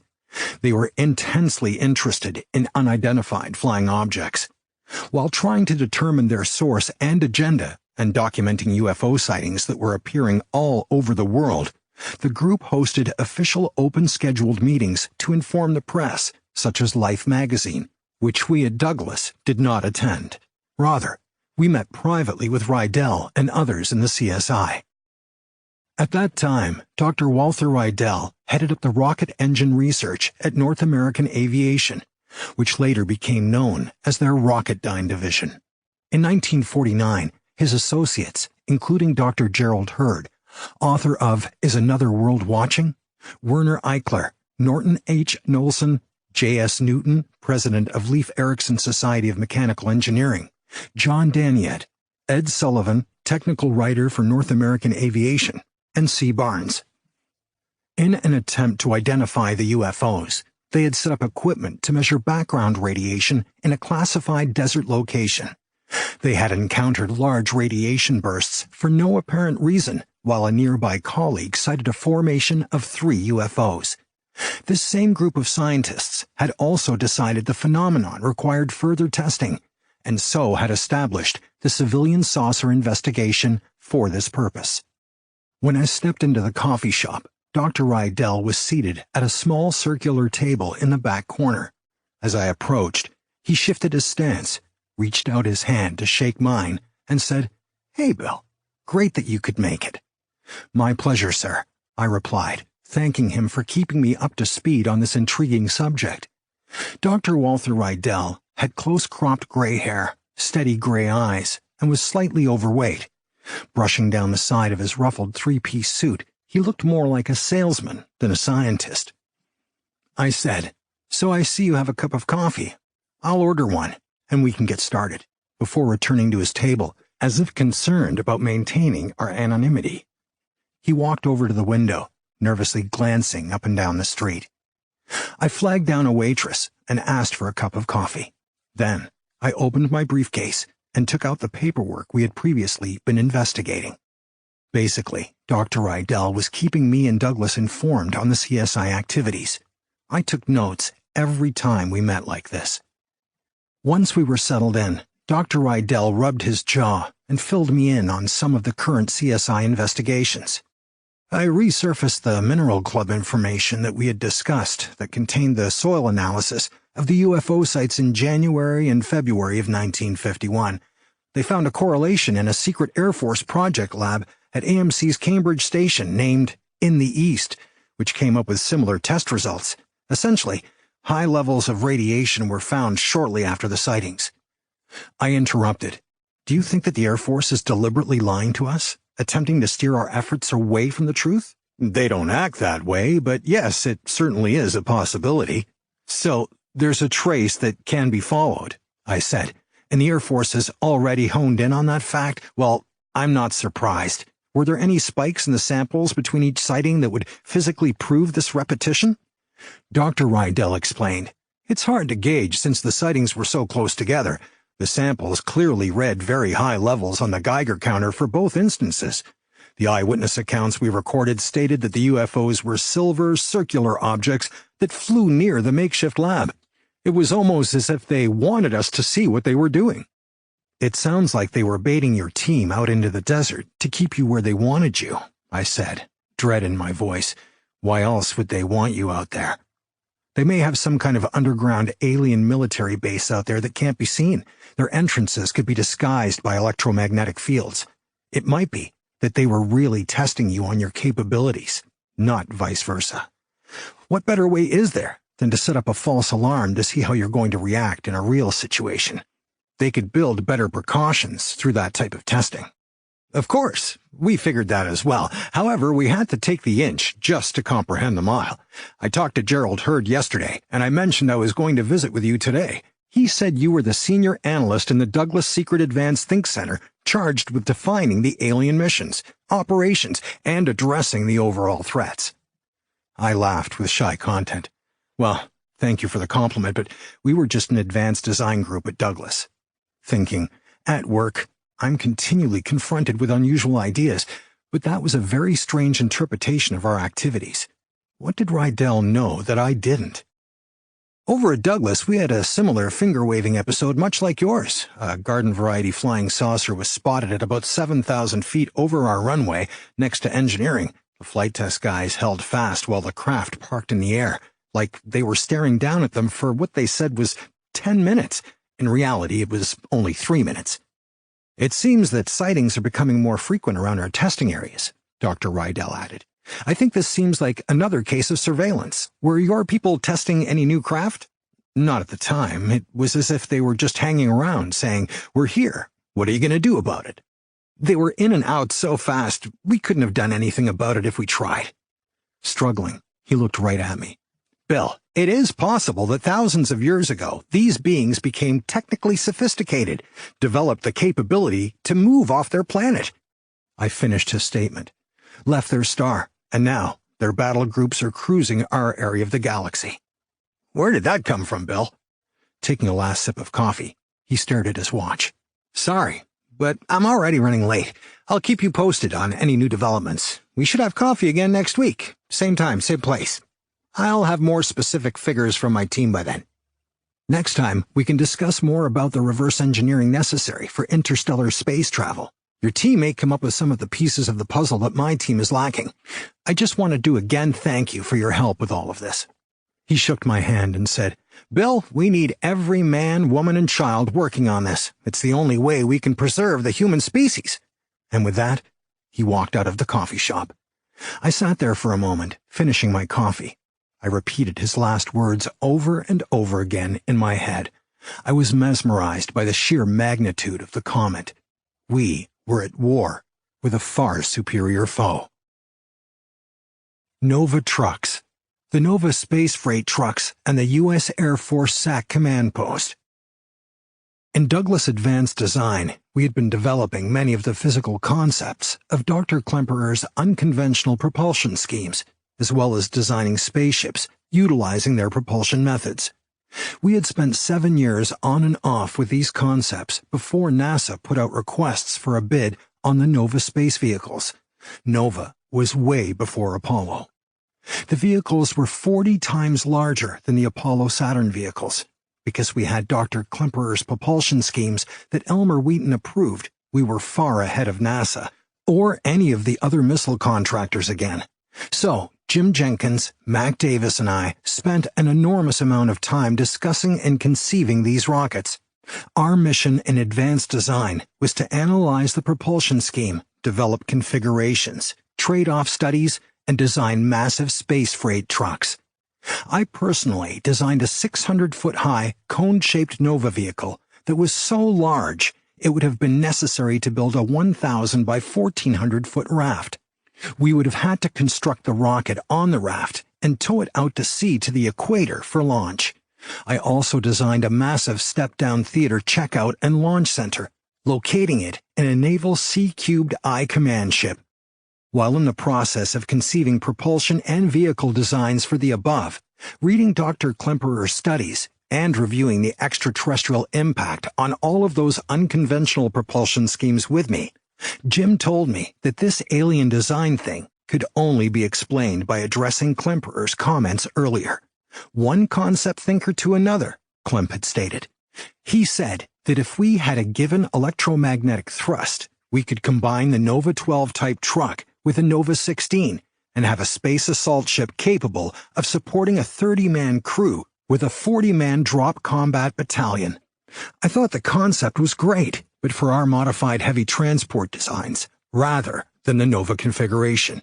They would be compatible to the landing ship docks that the Navy had at this time, It would also give us the capability to accomplish a preliminary Navy Marine Expeditionary Crew mission to the star Alpha Centauri. Pre-nova investigations. In the tank, 1953. Why build massive space trucks? Let me make it a little clearer. It had appeared from our studies of the situation that this planet was in deep you-know-what.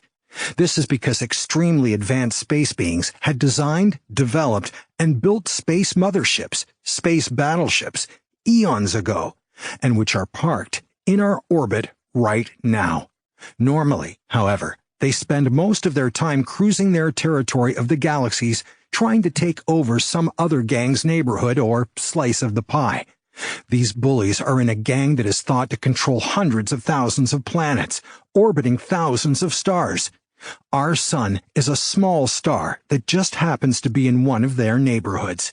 And yes, our little star is located way out near the tip of one of our galaxies.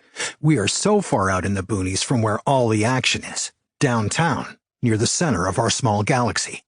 Nobody cares what the bad gangs have been doing to us for thousands of years. Now, add to that the fact that different star gangs are cruising the other spaces between galaxies every week. They see this puny little Milky Way, completely unprotected by a U.S. Naval Space Battle Group, Wallowa, just like the eagle seeing the sparrow's nest. I know I am oversimplifying our deep water space threats, as Admiral Conway calls it, but do you guys get the picture now? Different alien militaries have been warring for control of our planet continually for thousands of years. So again, our studies determined we needed a heads-up in our little sector of the southeast area arm of our Milky Way galaxy, build receiving antennas all over our planetary system that will give our ICBMs a heads-up. Having been involved in both of those studies, I conceived dozens of multi-staged, pre-nova rocket trucks to supply necessary construction materials and to build surface and subsurface naval bases and stations. They were to support our unsolicited proposal for a naval moon to study solar system planets and their moon's major antenna communications sensor facilities. They were supposed to be heads up for incoming hostile extraterrestrial battle groups. The launching facilities were always a problem. I conceived facilities to assemble and check out sections of pre-nova vehicles, a rectangular production building, an air-conditioned structure 600 feet high, with the capacity to accept change on a modular basis. This building would accept expansion by constructing additional assembly buildings on the port side. This was to support higher quantity launches and their planet or moon control stations. These grandiose plans had their genesis in the think tank. Chapter 3. The Investigation. Continuing the ongoing investigation of the NASA problems on the Apollo program, my section had weekly 2 to 4 day meetings on the early concepts for the production launch facilities at the Cape. Attempting to use the complex 37 service tower in some enclosed configuration for the Saturn V launch vehicles was determined to be unacceptable. This filthy concept, like in an open field, would never have worked. We were going to have to go back to the white room, clean room concept, not just for the S-4B upper stage of the Apollo vehicle vertical checkout stations, but also for a final assembly and checkout 39 vehicle assembly building sections could be added off the left side, along with the S-4B stage L-vertical building with complete air conditioning and capable of withstanding Category 5 hurricanes.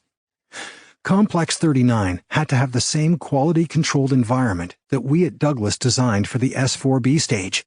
Everything in the Apollo, from the smallest microchip to a 360-foot-high Saturn V Apollo moon vehicle, had to be assembled, completely checked out, and controlled in a white room environment to meet Dr. DeBoos' production launch schedule, as many as 20 per month. It was a prerequisite that the vertical assembly building be designed so that additional identical complex-shaped assembly modules and the North American S2 stages added on the opposite side of the building. We could use the same launch control building for some of the future Saturn V launches. We may, however, have needed 6 to 12 new complex 40, 41, 42, 43 to meet Dr. DeBoost's extended 1992 plan. Let's address the R&D, Research and Development, C-1B launch facility requirements at the Atlantic Missile Range, AMR. Again, we had total lack of definition by NASA for the anticipated proposals. We at Douglas understood that NASA was incapable of managing a program as complex as the Apollo Moon program. They expected leadership from industry. Douglas Manufacturing were waiting for Daddy to tell them what to do. Daddy had no idea of what to do, and it was imperative that we, in engineering, had to plan the total program and launch facility ourselves and submit everything to the top of NASA. NASA's contract requirement to Douglas for the Special Assembly Building, SAB, was totally unacceptable. Extensive problems were continually encountered in the checkout and launch systems of all of the Air Force and Navy missile programs. As an example, when the vehicle checkout was in a horizontal position and all systems were finally operating correctly, we erected the vehicles, such as the Air Force WS-315 IRBM missiles, to a vertical position for launch. Many of the electronic systems failed because of the different positions of the vehicle in a horizontal checkout position versus a vertical checkout position. Boeing, not being in the field, would not even have been aware of this. During the early NASA Atlantic Missile Range AMR Saturn program, when the C-1 vehicle consisted of only the S-1 NASA Chrysler booster and the Douglas S-4 stage, Dr. Kirk, Director of Launch Operations, expressed his concerns about the checkout and launch capabilities of the entire Saturn program. Even in Douglas Missile and Space Engineering design, on the Apollo S-4B, there was a complacent expectation that we were just glad to be a part of this wonderful moon program that the great thinkers at that big NASA organization had given us. Look at the DAC Apollo Engineering Organization chart on page 227. And you will see that almost all those other engineering section chiefs were concerned with specific areas of design. They had no need to address the entire S-4B systems, let alone study the Apollo moon vehicle, the moon and planet missions, the assembly, checkout, and launch, or even what facilities were required for missions to the moon. What if we had a problem during the mission and need to abort? Every possible problem had to be addressed. This involved both systems checkout and launch test equipment that had to provide an absolutely infallible reliability and unlike no other system ever designed. Look at Douglas Engineering's successful missile background during World War II. Our last years of operation of the Thor Weapon Systems 357 Air Force IRBM missile led to the production of the NASA Thor Delta Heavy, the most reliable liquid rocket payload booster in history. The Nike Ajax anti-aircraft and the Nike Zeus anti-missile Star Wars systems proved to be equally reliable. The exceptional warhead strikes and many Zeus R&D test programs included Nike Zeus missiles launched from Kwajalein Island in the South Pacific. They were designed to intercept ICBMs launched from Vandenberg AFB in California. Photographed on theodolite, the aliens zapped and distorted our warheads on final targeting, preventing successful missions. I woke up at 2:10 in the morning, thinking that I had learned a few things this year and, for some reason, a great deal about those alien creatures. I didn't read it, it just popped into my head that if I paid enough attention to some of their tendencies, I could predict what the extraterrestrials would do in any given situation. It was very weird. I found this discovery unnerving, but somehow very helpful too. The bottom line. The reason I am telling you this story is because I want it to impact on you and convince you to do whatever it takes to participate in the greatest event ever attempted on this planet. We want the planet to be better after we participate than worse. Our greatest event was to go out in space. This book is about your future, regardless of whether you participate in that future or not. It's important that you understand what a lot of us have lived through. For just a moment, consider it is possible that the analysis is correct and that there are numerous planets orbiting equally numerous stars, both in our galaxy and beyond. There are 30 billion stars in our little Milky Way galaxy alone, and there are hundreds of billions of galaxies in the universe. Let's also assume that the string theory is also correct, and that the entire area outside of our universe is also filled with other expanding universes. String theory is an active research framework in particle physics that attempts to reconcile quantum mechanics and general relativity. In light of all this, it is virtually impossible to accept that we are the only fish in this vast sea. I am an aerospace engineer who took the space challenge and succeeded. I have been given permission to tell the whole story. However, the coming role that anthropologists will soon have, in terms of studying the thousands of different cultures out there, will be extremely difficult for them.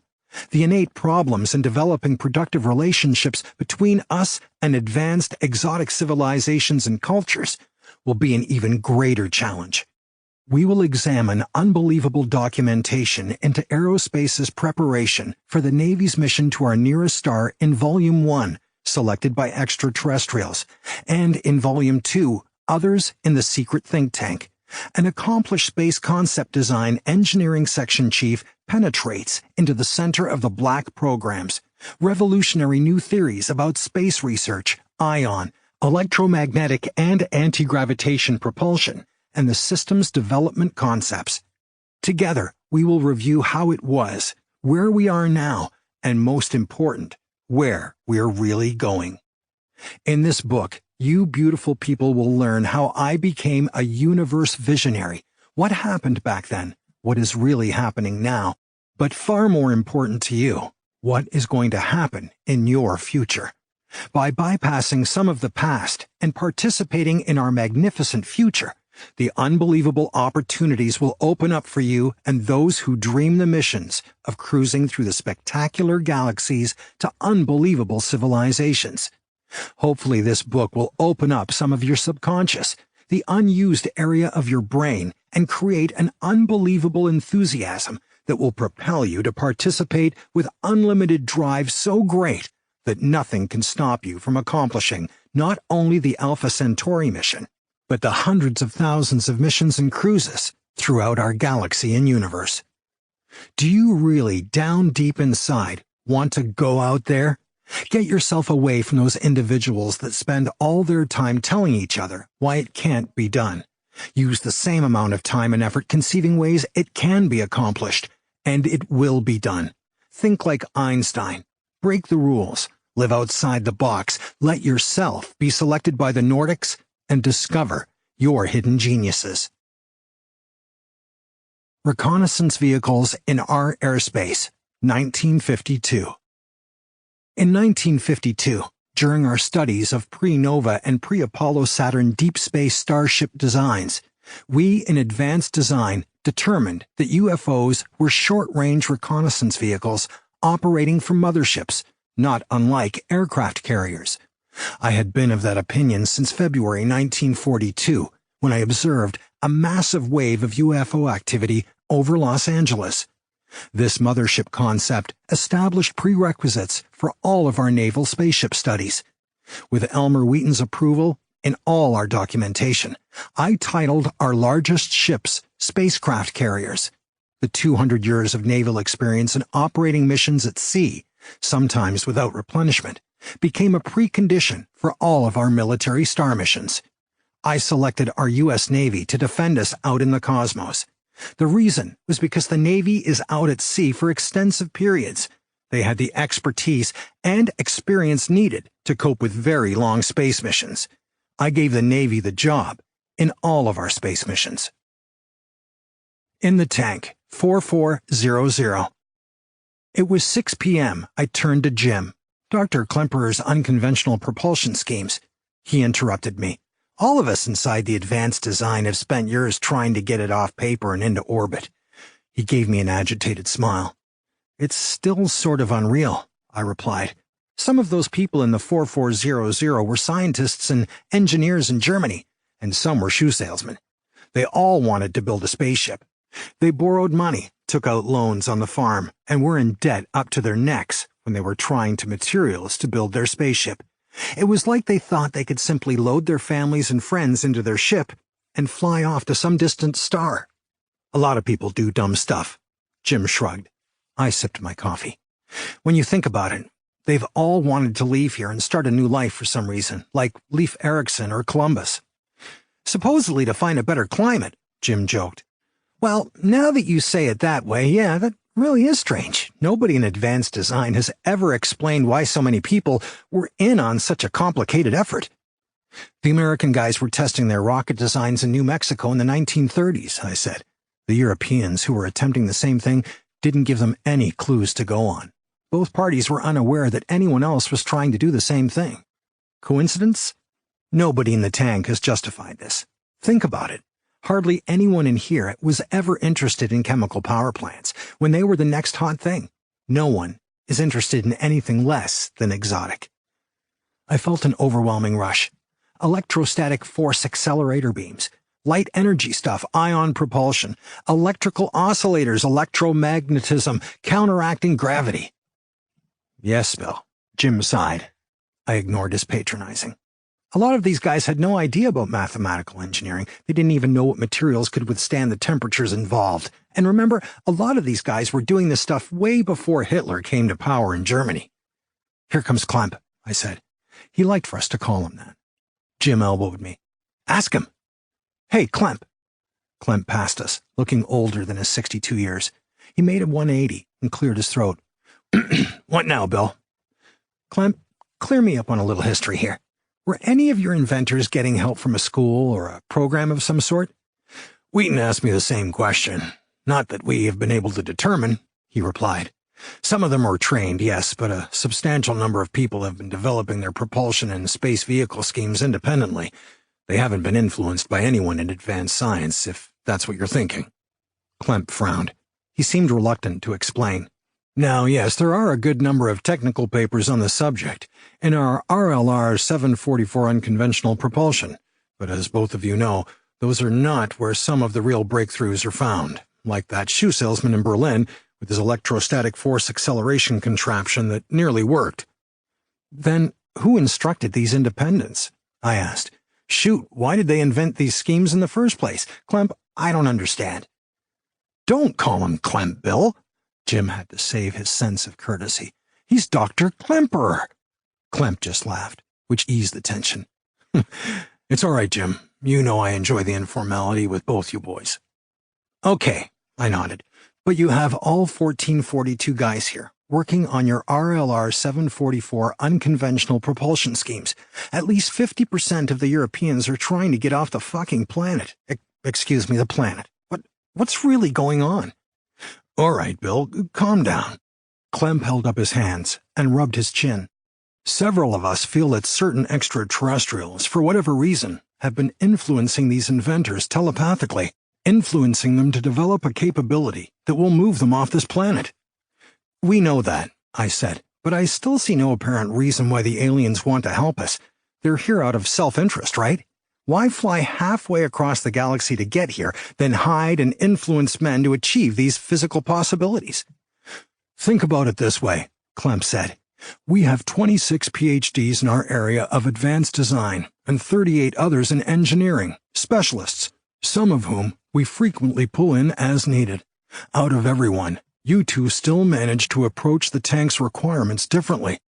It's as if you've already thought of them and either know the answers or conclude that the requirements aren't necessary because another concept would provide a far greater capability. Pausing, as if to find the best way to express himself without giving too much away, Klemp continued. Believe me, I've thought about it several times and I still don't know why. You two are caught up in the same enigma you're asking about. You, in a way, are like the 1442, the inventors. Sometimes you look through a much larger window and can see things in 3, 4, maybe 5 dimensions. You, Bill, have personally gained the reputation of thinking far ahead of everyone in the tank. You seem to always ponder the deep questions of our presence in the galaxy, or for that matter, in the universe.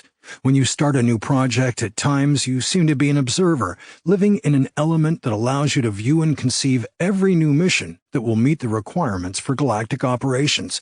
In the same space, you also seem to utilize the system for the advent of starships, with an enthusiasm that will get us to the corners of the universe, and your questions weigh very heavily upon some of us, too. We're living through the most complicated problem confronting civilization as we know it. It has been confirmed.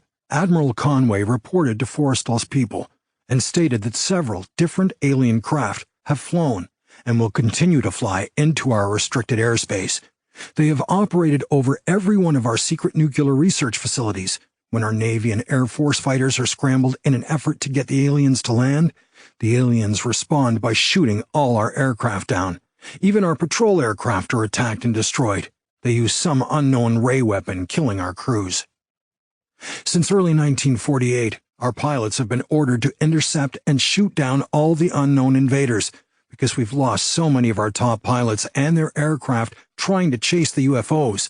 That order has been changed to intercept, but don't shoot except in the case of an obvious maneuver on the part of the UFO. That order has never been revoked, which means we have been in a state of war with several alien hostile civilizations. There is definitely more than one type of alien craft that have made absolutely no attempt to communicate with our military. They are extraterrestrial threats. They have even intercepted our missile tests at White Sands, preventing successful missions. Clemp? I was still glowing from the compliments. I really do see things as if I'm looking over a fence, holding on by my fingernails. I feel like advanced design is seeing this massive universe for the first time. Intercept, but don't shoot, except in the case of an obvious hostile maneuver on the part of an alien craft. Bill, that's just what I mean about you, a beautiful metaphor. One question, said Jim. There isn't just one question with you two, but go ahead, Clemp said. In World War II, did Hitler hear about some of the 1444 and grab these guys? Clemp looked nervous. Well, gentlemen, you're asking the wrong person. I will tell you, however, that every time the SS ever located one of these inventors during their investigations, they arrested him, confiscated everything he had, shipped him to an underground in-mountain research laboratory, and put him to work on their star machines. At 10 a.m., it was time for coffee. I was still in the tank. I said to Jim, "It's not ours." "What's not ours?" he replied. "The moon. It's not our moon." "Oh, come off it, Bill. Mars moons belong to Mars. They have an owner's contract." "No, seriously. I got another flash just now that it's not even a moon. It's a station." "Bill, there are no trains running on the friggin' moon, and you know it."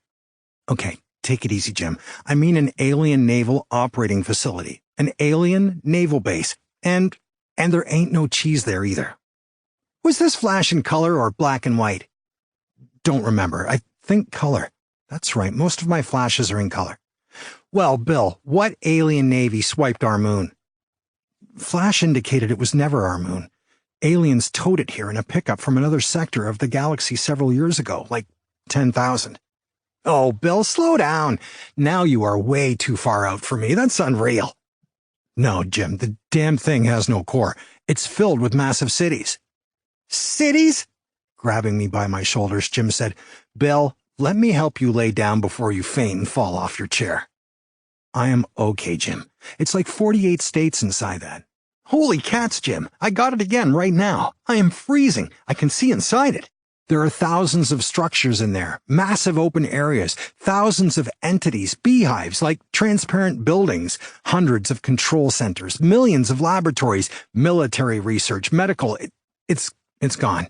Can't see anything now. But Jim, that cold shaking, that was the worst I've ever had. I do feel a little sick, dizzy. Boy, they really hit me that time, Jim." "You look a little pale, Bill. You sure you're okay?" "I've had them too, but never had one like that. One that hit me that hard," Jim added. "You know, Jim, the moon never rotates like everything else in the solar system." "Yes, Bill, I've wondered about that for a long time too." "Jim, I think we are really in trouble."